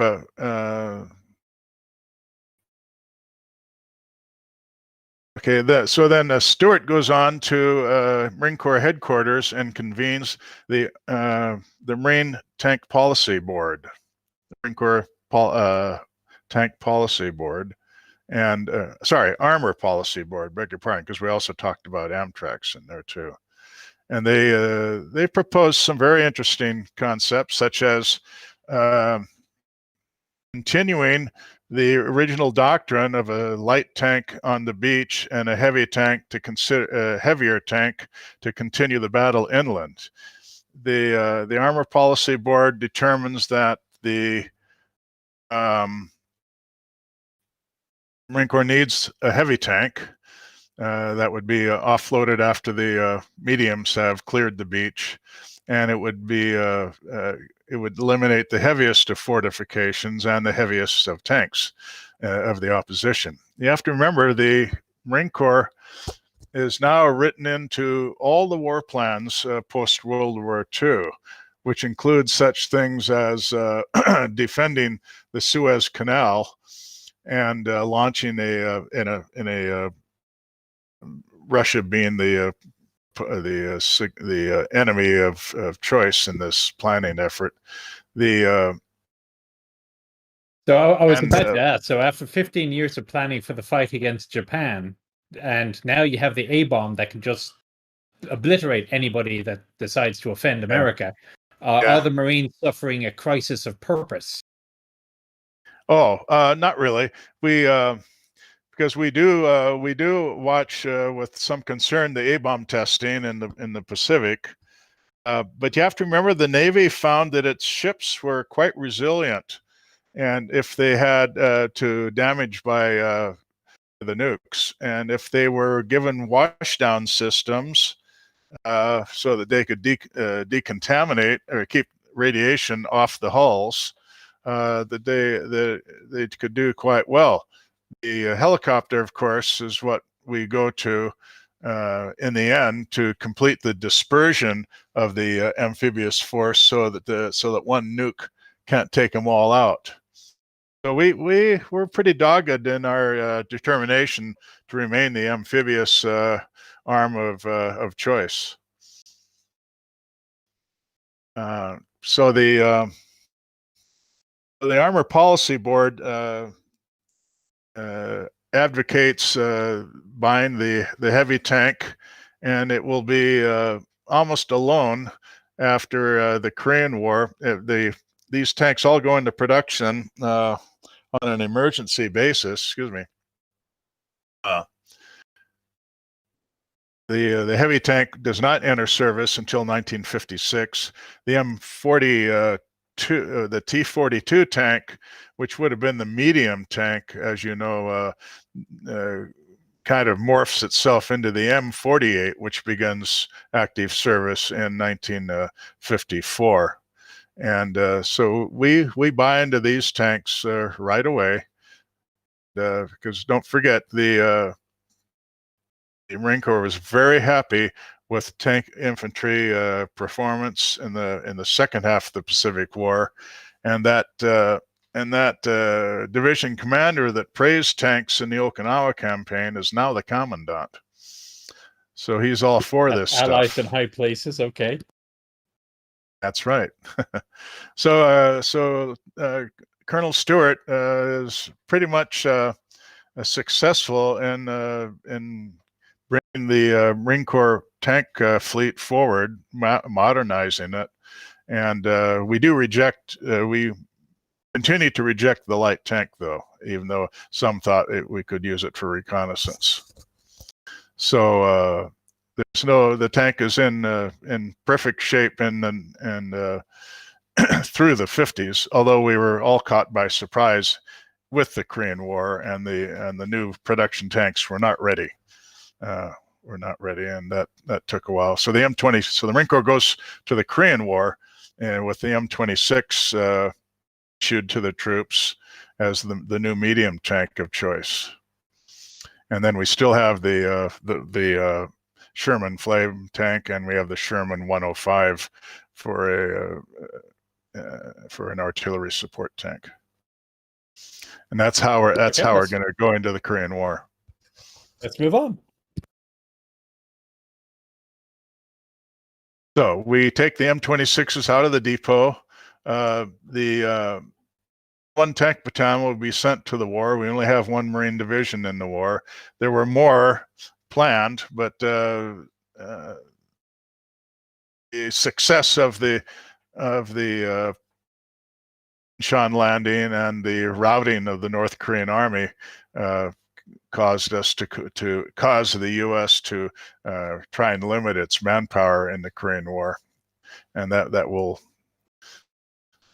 will cause some reverses. But anyway, the North Korean T-34s are easily handled by the M26.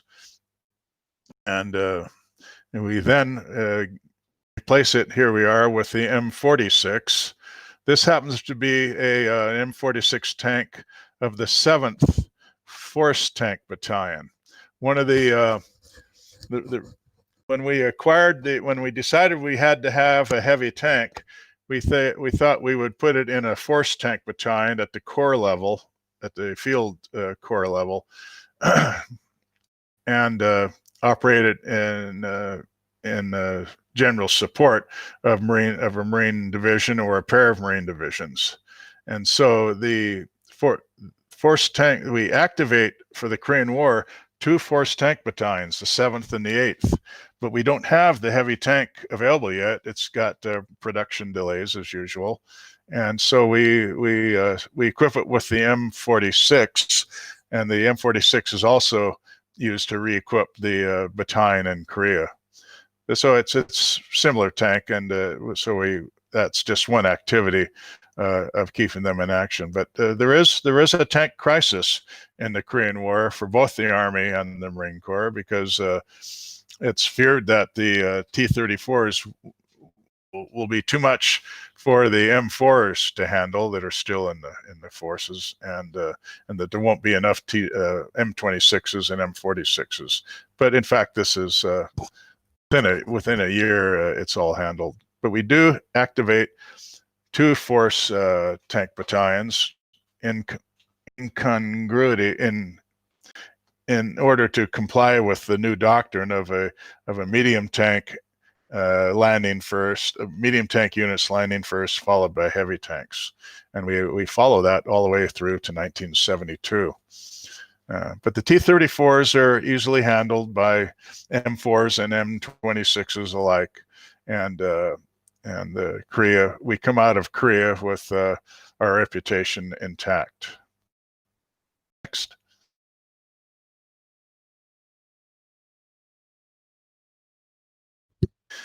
We then run into a new phenomenon, which is the helicopter. And the Marine Corps has kind of a face about with a number of infantry generals that believe that the helicopter and the air transportation is going to be the way of the future. And in 1958, Governor Hogaboom's board convenes and determines that the Marine Division will be stripped of all its armor, Amtracs and tanks alike, and so that everything in the Marine Division will be capable of air transportation. The board even foresaw that's not an M103. Sorry? That is not an M103. It is. On the right. No, I mean for air transportation. Yeah, sorry, no doubt about it. So air transport was going to be a requirement, and they even forecast that helicopters would soon have the same capacity as, say, a C-54 4-engine transport plane. Ha ha, it's a bad joke there. It didn't quite work out. So this, the 103 tank is in service. Go ahead, bring that picture up there, Tragic. Yeah. There we go. Isn't she a beaut?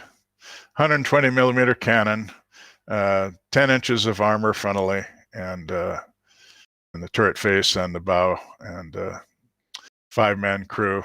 This was one of yours. I mean, you played with this, yes? I trained on it. I didn't. I was an M48 guy. But we all trained at the Marine Corps Tank School. The Marine Corps kept its own tank school until 1974. When we merged with Knox and with the Marine detachment there. But this, we had to admire it. It was slow. It could only do about 23 miles an hour reliably. But we always knew if that thing could get to the battlefield, it would win. I mean, it didn't matter which shell you loaded. It would penetrate everything on the firing ranges. And here's the flame tank on the M48 chassis. The Army was not interested, although they did buy a few turrets that we had them develop, and they kept them in depot. But we keep operating the flame tank through the Korean War and through the Vietnam War, and finally decide in 1972 that it has to go because you don't tanks really don't fight at those flame tank ranges anymore, distances. So that was the problem. If they increasing lethality of infantry weapons kind of made a flame tank a non-starter. So lightness post-war becomes the big deal. Anything goes on a helicopter must be good. So to complete to maintain an anti-tank capability within the Marine Division, the Ontos was conceived and built. Actually, originally an Army project in which they lost interest and we kept going. That's a good point to which we can talk about the mythology of the Marine Corps taking Army hand-me-downs throughout its tank procurement policy. And it's simply not true. We generally took tanks in production. And the only difference being when there was nothing else available, the M26 tank was not obsolete, but was an older version, an older tank, and had limited service. But generally, we bought the 48s, we bought the M103s when they were factory fresh, and when it was time to take the M60, we took a bad lot of them, and we were so unhappy with them that we went to the front of the production line, demanded access to that, and took M60 Rise Passive AOS. Well, the hand-me-downs were taken by the Guard anyway. Question by Denonikus. When the Marines... That's where our 48s went. That's where our 48s went, actually. When the I'm Marines not making it up. Took the M103, did they know at the time that the Navy could land an M103, or did they just kind of hope it? Yes, the Navy landing craft. See, you have to remember the prototypes T-41, 42, 43 were well known in their characteristics in 1949. And at the same time, the Navy's looking at new model landing crafts. So they understand that the heavy tank is going to be a 62-tonner and its approximate dimensions and so forth. So they could fit the LCM could carry a single M103, and the larger I'm forgetting things here. Like the LCT, landing craft tank. Yeah, but LCM took one. And anyway, the larger one that carried 3 M48s could carry 2 M103s. In fairness, now thinking about it, if they were able to take the T-28 super heavy tank on an LCM-6, they could probably take an M103. I mean, the T-28 was 90-something ton. Yeah, well, that'd be interesting to look into. Well, they tried it in 48. I have pictures of it, so I could send it to you later if you like. Thanks. Okay. All right, onwards. So we're back to the Ontos. There was a lovely line in there. You said that the Ontos had a habit of firing its cannons accidentally at random times. Yes, not exactly random times, but if you close the breech, it had a certain percentage chance of tripping the firing pin. Oops. Sorry about that. Which was, and it turned out you just had to be very precise about preparing the 106 millimeter recoilless rifle for and because of the vibration of movement and so forth, you had to keep checking it. And but it became such a headache that the 2 anti-tank battalions that are sent to Vietnam are sent home, and and only a company kept. And then the Ontos is disbanded. The Ontos battalions, anti-tank battalions, disbanded in 1970. They were already disbanding. And although a couple were kept on in the Guantanamo Bay garrison, unknown to anyone. So let's go to the next. We are upgrading our force again. We convert our tank fleet to diesel engines. The gas particulate system to allow the use of the vehicles in chemical warfare conditions, improve fire control, and you have that's it. These have no real test in American hands. We have some problems in in interventions in Lebanon and Cuba and the Dominican Republic. The tanks are put into action. But this that's the M51 heavy tank retriever, claiming the Swedish tank that the Dominican Army was using and hauling it away as a war prize. So it becomes really through neglect, despite the modernization we had done. The tank force is neglected when the Corps is focusing more and more on counterinsurgency in Vietnam. And we actually, although we take the tanks to Vietnam long before the Army does, we had the 3rd Tank Battalion on Okinawa, so it goes in country at about the same time the 1st Marine Brigade lands at Da Nang. Well, let's next slide then, Diner. So we send the M48 and the Ontos, and of course Z picture down left a bit more. There, yeah, those. There we are. Yeah. So the M48 and the Ontos go to war, and the M103 does not, of course, is much too big to bother with, and it wasn't. That would have been overkill. There wasn't any tank threat yet in Vietnam that we could see. The 48s did fairly well, but there we have almost a reversal of the World War II experience. This will become later down to the very present day that we're in right now.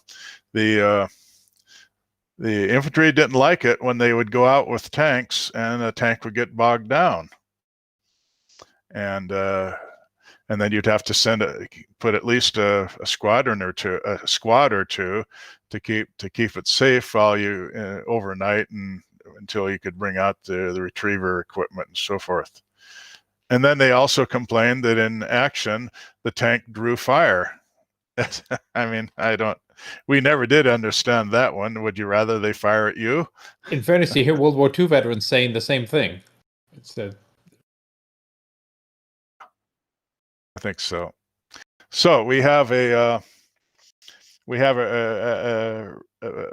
beginning of some cracks in our determination to maintain a quality tank force. For the World War II senior officers, there was simply no doubt, and it was repeated in Korea that the tank was an essential part of the force, and the firepower. No one wanted to do without its firepower. And even if they were on occasion roadbound and so forth. So wherever they go, the 90 millimeter gun of the M48 and its 50 caliber machine gun and 30 caliber machine guns dominate, and the tank casualties are quite low, mostly to mines, like everything else. Did somebody wants to know? Did the Ontos, was it popular with the crews who used it? or was it just generally unpopular everywhere? The crews kind of liked it, and it was it's a 3-man crew: driver, commander, and loader. The commander is the gunner, and they were infantry by MOS, not tankers. Although interestingly enough, the commanding officer of a Ontos company on the TO was supposed to be an MOS tank officer. So we got in some interesting things. One tank officer in Vietnam figured out how to fire the 106s in indirect fire mode. Did the Vietnam experience with the Marines, did that affect the Marine doctrine for tanks? No, it was classic tank infantry tactics applied just fine, and we'd fought in the jungle in the Pacific, and so the train had to be reckoned with, and the monsoon season was a handicap, and but the tanks did what could be expected of them in every regard. Okay, and it looks like an M67 again, is it, in the picture? Which one are we looking at? Oh yeah, that's for flame taken action, and it had much less use in Vietnam than it did in Korea, because we're not facing fixed fortifications for the most part in Vietnam. Next slide then. So after Vietnam, we're rejoining the Cold War. We adopt the M60s and have new ways to deploy to the front, including the maritime preposition shipping, which is a floating version of the Army's preposition depots. Correct. Thank you. And so we really get interested in NATO operations, and we're still doing our traditional peacetime deployments on board amphibious ships to keep the peace in the Mediterranean and the Caribbean and in the Western Pacific, or or show the flag if that's all that's required. If a tank is sitting in a weld hull of a weld deck of a ship, how does it get routine 6-month services or anything like that? Do you have to take it off the ship, or can you keep it intact on the ship? Well, we never deployed in more than 6 months, so that took care of the more distant thing. On the amphibious ship generally is quite roomy, and when I took my platoon on my Mediterranean float, they were in the landing craft in the well deck of an LSD, and we had an excellent maintenance setup, because the amphibious ships, such as the LSD, have terrific machine shops and electrical shops, because they're supposed to take care of landing craft maintenance, and we could use them to literally manufacture parts. A little clandestine there. They weren't supposed to be doing that. And so maintenance afloat is not the problem you would expect it to be, because the Navy guys would pitch in, and we'd use I was on an LSD. We'd use the ship's crane to pull an engine if we needed to, and change a generator, and so forth. So I'm not quite sure what you're doing there. So you got the M60s are up at, that's bottom center is an M60. Oh, there's an M60 as well. Yeah. There we go. There we go. So the M60s are in from 74 onward. The 103s are go to the depot and never to be seen again, and the M48s are given back to the Army, creating an Army debt to the Marine Corps for getting those vehicles for free that we will actually turn into our first M1A1 issue. Marine Corps, General Wilson in 1975 had directed the Marine Corps staff to get a requirement documentation for the XM1, saying at the time that we have given lip service to combined arms training, and we need to get serious about it. So it actually took about 5 or 6 commandants to get to the final gutsy position to bring in the M1 tank, which we were looking forward to. I saw my first M1 in 1975 accidentally behind the wire. I was behind the wire at Aberdeen Proving Ground, and I could not believe what we had to look forward to. Just terrific, of course. And of course, I knew by that time that it was insane to go into combat without special armor. Was there any Marine participation in the development of the M1? Did they send observers or anything like that? Well, we have our liaison officer at Detroit Tank Plant and on the armor board at Fort Knox, and we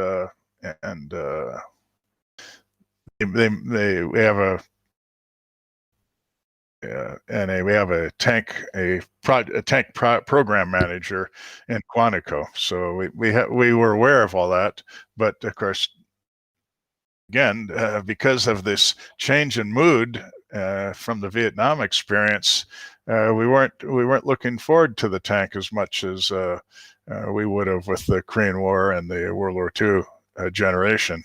So there's a quote in your book that the switch to the M60, quote, "We should have never given up on the M48." What's the reason for that? Okay, that was the old salts in the M48s, and they were a little bit of a pain in our ass there too. The 48 was a very sweet tank.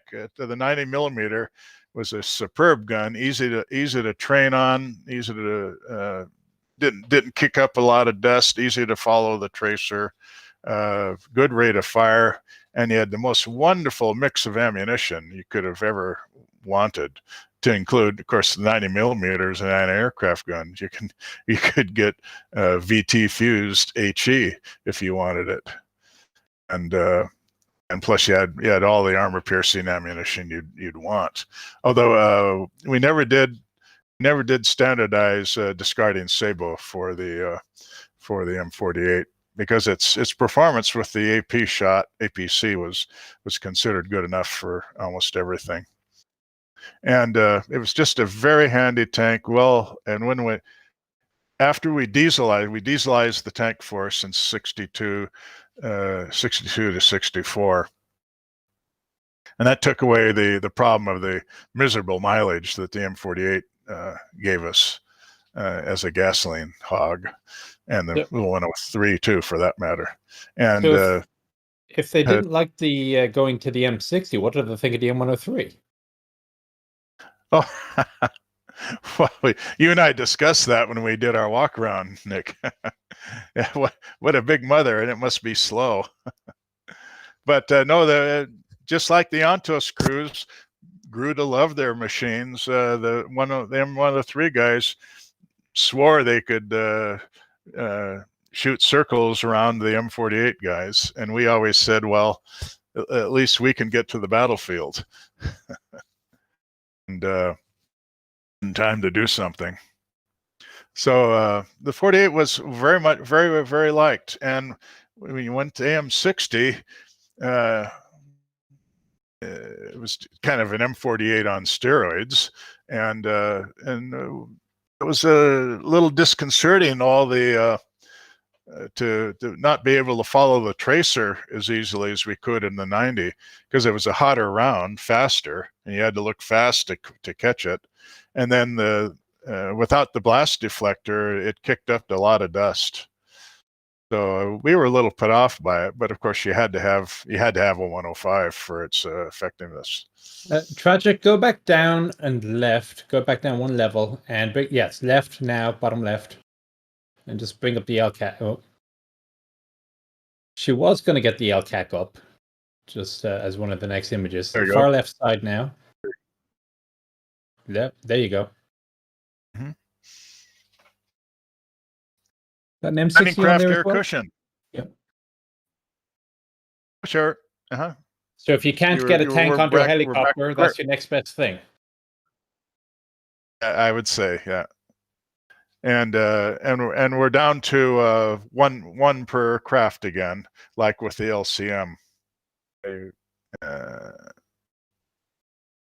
But that became, the LCAC became part of what we called the triple play of amphibious warfare, because we were going to have the MV-22 helicopter and the CH-53 K helicopters to handle the troops and displace the artillery. These were going to bring the tanks in, and so we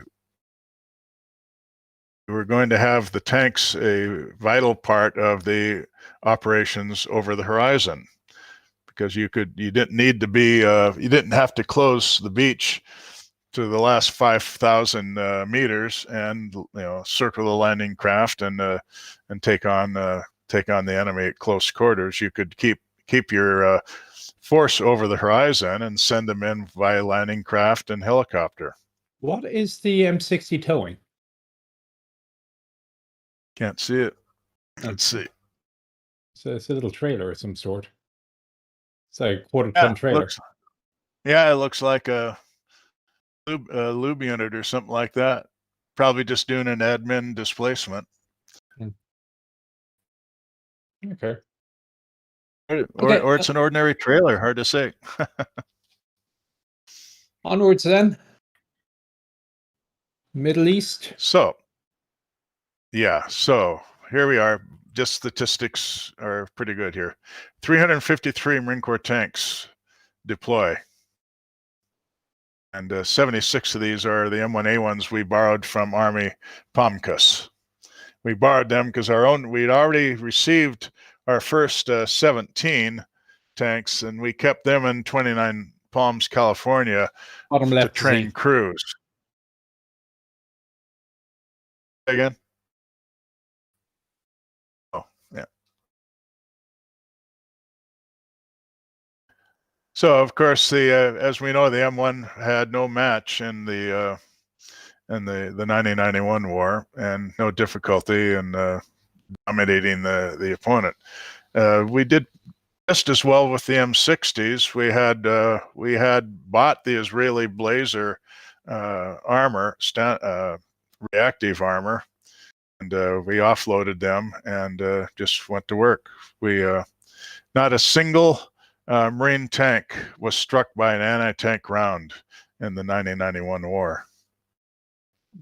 But the LIVs had a problem. Their problem was friendly fire. Yep. Hey, we lost an AT-TOW to a Air Force jet, and I think a British aircraft took out one other that had troops in it. But they fought on that outpost line, and the stories from the crews are that the Iraqis were terrible gunners. That they really didn't want to hang around very long. Once they must have thought that the lavs were going to be backed up by the tanks in no time at all. Patrick, put your picture directly down one. There you go. There. No. Up. Right. There you go. That's it. It looks like an M1 with a snorkel kit. Now the Army don't get snorkel kits. Yes. I don't think. Well, you could use them if you ever wanted to. No, we had to have them for fording. What are you going to do when you come to a river and the bridges are blown? We have you'll start looking engineers. for them. There you go. That's right. Okay. So what happens then after this war is, of course, the peace dividend comes. The forces are downsized. We actually go down from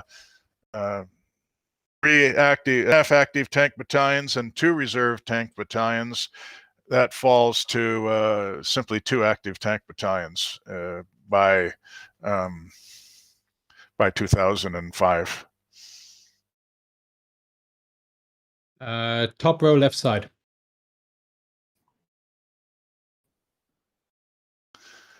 So there we are. Now. Oh, and we think that trailer was a misclick, by the way. Yeah. We have here we start to get in curious things. If you look at this this device, can we blow that up at all? I don't know. Maybe. The Marine Corps gets interested in a family of vehicles to replace, possibly replace the tank. And I say shades of the Marmon Harrington. Once again, we seem to be drifting back to small is good. And the developmental center guys are put through the hoops to determine small size power plants that generate huge amounts of electricity, so that the main armament can be a like a rail gun or something. A rail gun, correct? Laser or a rail gun, and so forth. And it's almost as if the there's no memory in the Marine Corps, and they were leaning against either a small tank force or a non-tank force. And this is what this is the connector to what the current commandant has wandered into. He has. It seems a little shocking, but he has decided that the evidence of war games the past 2-3 years done by the Navy and joint forces has signaled that the tanks and field artillery and numerous other weapons are legacy weapons that will not be able to function very well or even survive in the future. I suspect this is something, and this has more to do with war games than it does actuality. Most of the time in war games, we say if it can be seen, it can be destroyed.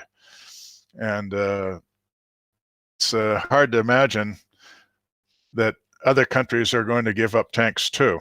I don't know. And he has the idea that if you're going to play dominoes with the Chinese in the islands of the South China Sea, which to me are made to order POW camps if we just leave them alone.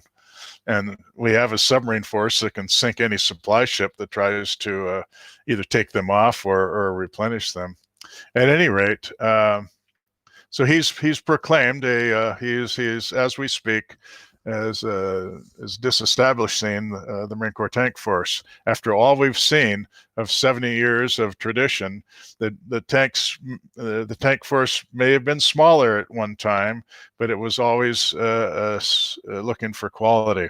Here's a counter argument. Now I'm going to play devil's advocate. If you look at what the Marines have been doing pretty much since Incheon, they have basically become a second land army, which has been the fear, according to your book, of the various Marine people in charge since the 1920s. They don't want to be another land army, so they fight in Fallujah, right.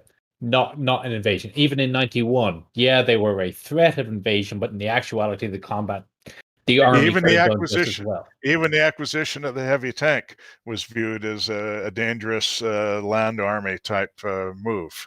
So if the army is a pretty good army, is he wrong to focus the Marines with his budget on an entirely different capability that the army cannot do? Hmm.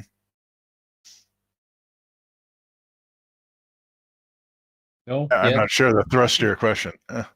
Well, so he's talking about doing things like raiding islands, creating effectively anti-ship fire bases, things like that, as opposed to, yes, we're going to have an entire Marine. Yeah, that too. But as opposed to Fallujah, where it was a counterinsurgency / going into conventional combat. which the Army can do. Do you think he's just simply trying to focus more on what makes the Marines special?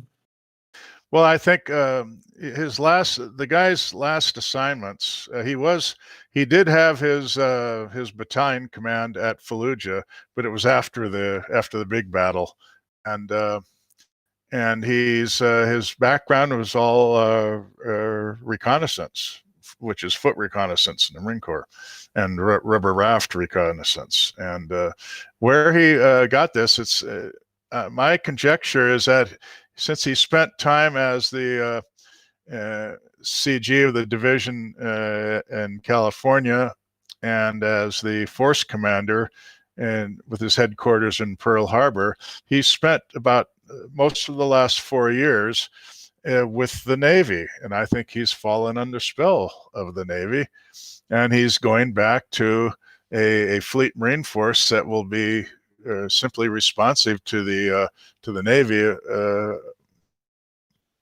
above all else, and not much. I don't see. Well, I don't see smaller ships and smaller numbers. Although they make you harder to detect, are going to make you more efficient and effective. Hildolfer does make the observation that the Chinese are still introducing new amphibious tanks for their naval infantry. Yeah, and that's probably for Taiwan, because you're not going to do much among those island groups, either offensively or defensively. Let's remember that after Wake Island was taken, we gave the defense battalion tanks and infantry. The Army will be able to provide armor to support the Marines, but no offense, says Neil, he wants Marines in the tank supporting Marines. Well, there's going to be a problem here. He's not the first commandant or general to suggest that if we really needed tanks, we could borrow them from the Army. My question is, to what extent, how well are they going to work together, having never trained together? Yeah, that's fair. Now, for the record, I agree with you. I think dismantling the whole shebang was a little excessive. I mean, at least keep the reserve battalion, if nothing else. But that's just me. We're throwing away a capability, and he's willing to trade end strength for the new GWIS weapons that he's discussing. And what if the Navy? That's going to be money that the Navy controls. And what if the Navy's not interested in spending in that line? I don't know. Let me point this out. Yeah. You're going to point something out? Yeah. He's not new in one aspect. He's not new in showing skepticism about the Marine Corps tank force.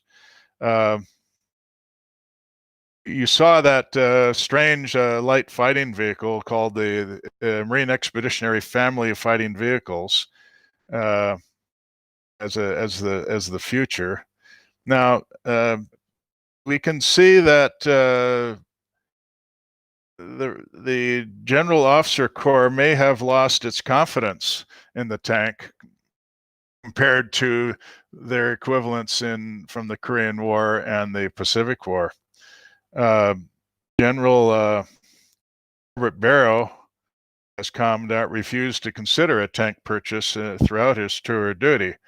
General Gray and General Mundy, following them, equivocated between their preferences for armored cars like the LAV and just borrowing from the Army, thinking that what was done in the 1991 war, we just borrowed an Army brigade to augment the 2nd Marine Division.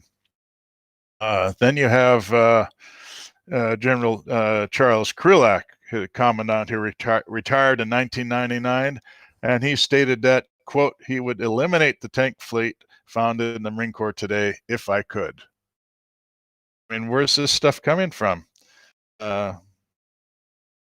So the policy weakness, really, for operating mechanized forces continues, and especially larger forces that it's been ages since we had large-scale maneuvers in the way of combined arms training. Contrast this with General Lewis Wilson in 1975, who's the one who starts the movement towards buying the M1 tank. This is a quote. He says, "Get a required operational capability out on the XM1 as soon as possible." This is January 1975. The Marine Corps has paid lip service to combined arms training too long and must take major efforts in combined arms training. Even with that kind of impulse in 1975, we didn't get our first M1 tank until 1991. I mean, you do have a long story in marine procurement. I mean, look at the replacement for the AAV-7. I mean, I kid you not, on one of my books back there saying that the program was started in the 1960s to replace it. The EFV was a great thing that spent billions of dollars and went nowhere. But now the Marines are getting, honest to God, a new amphibious vehicle. So with wheels. With wheels, but it works, right? I presume. We'll see. We'll see how it floats, or doesn't. Is that to replace the LAV as well? Finally, the LAV, the LAV. Well, now, yeah, there's something about that. The replacement for the LAV is yet to be determined. Will it be a multi-use vehicle or just another armored car or a recce vehicle? Hard to say. Okay, but it's not going to be the big 8x8 amphibious thing with a cannon. No, I don't think so. But if again this commandant is ready to give up, the commandant has already signaled that the LAV itself has its days numbered, and that it's not responsive to the new conditions he's talking about. So he's not in favor of it. And that alone might be. I mean, we're dealing with I mean, it's an old power person. Well, it's it's very old now. I saw my first one in 78, I think. But the we have. I mean, are we looking at a cult of personality? Possibly. Now, Jeff does put an interesting point up. So, if you're landing your M1 ashore, one of the big problems with the M1 is it needs a ridiculous amount of fuel compared to the M60. Was that ever a logistical concern for Marines, or did they just figure out a way of dealing with it?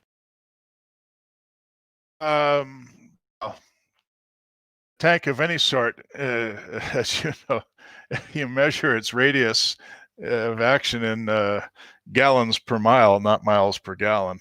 And I'm aware. I don't know how they're handling it. We don't have a family of refueler vehicles like the Army does, and I don't know to what. And we've been.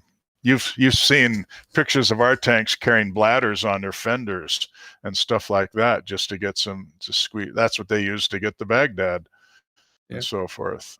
And we've refueled from helicopters. So we're pretty good at improvising, but you have to wonder when one of those falls out, are you high and dry?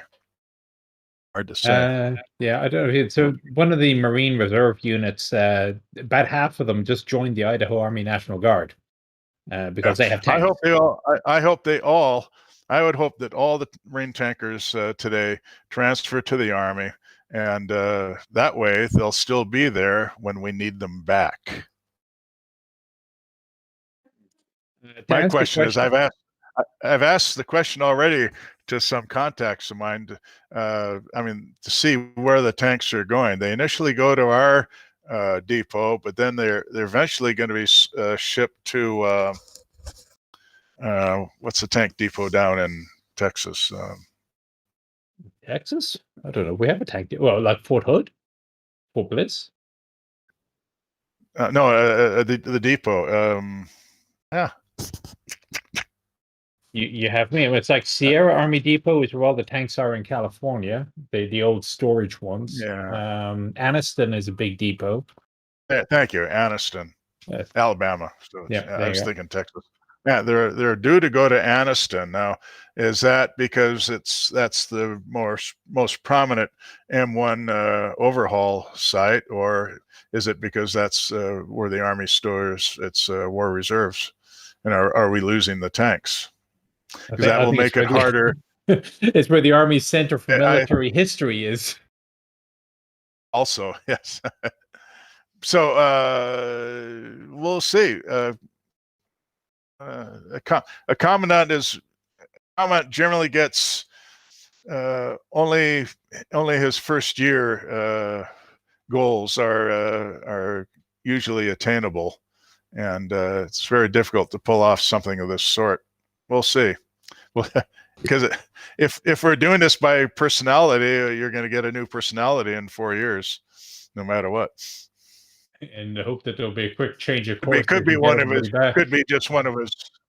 It could be just one of his followers because they've been positioned also, and he knows how to get what he wants, and he's put lieutenant generals handpicked in various commands that ensure that he'll have. I think he's trying to ensure that someone will, carry the cross all the way on this. Well, I mean, I have to say, I am astounded as to how quickly it moved. I mean, it was like he releases the Force 2030, and within a month, they start disbanding the units. And ordinarily, you would expect one of these things would take forever in committees and reviews and so on. It's like he wanted to make sure nobody would change their mind. I think you got it exactly right. So we've been doing this long enough. It's like 1:30 in the morning for you. So let's have a quick look, see if there's any last questions here. Okay, I'm still alert. Crew down ones.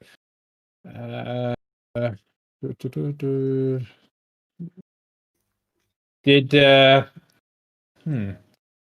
Cinematic, did Israeli experience with the M60s, such as against Syrian T-72s, affect how the Marines saw the M60 and its usefulness? Yes. I was an eyewitness to this. I was just joining 2nd Tank Battalion in 1970. A brand new second lieutenant in B Company. And I went into a staff and officers school just for some professional presentations were going to be had, and it ended up being a briefing by I think it was either the Battalion 3 or the Battalion exec, telling us that with the results of the Army's MEXPO, I think was the name of the study,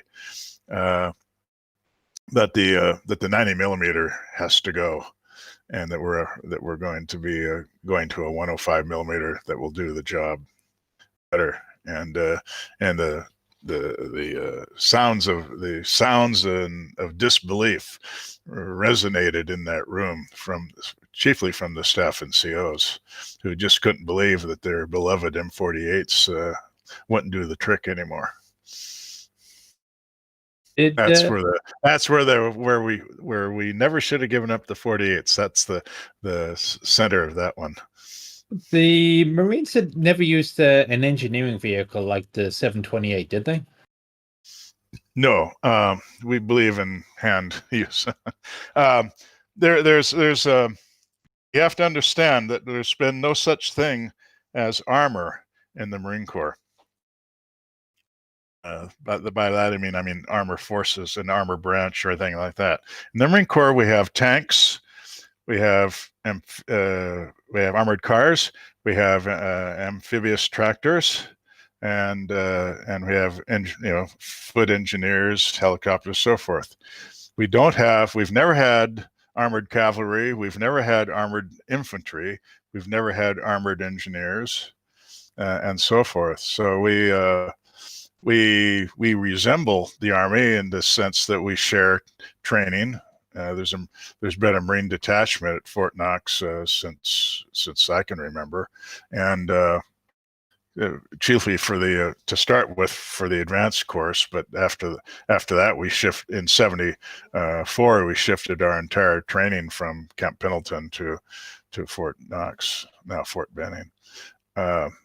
So we any attempt to do Army type combined arms maneuvers or combat is somewhat improvised, because we have missing links.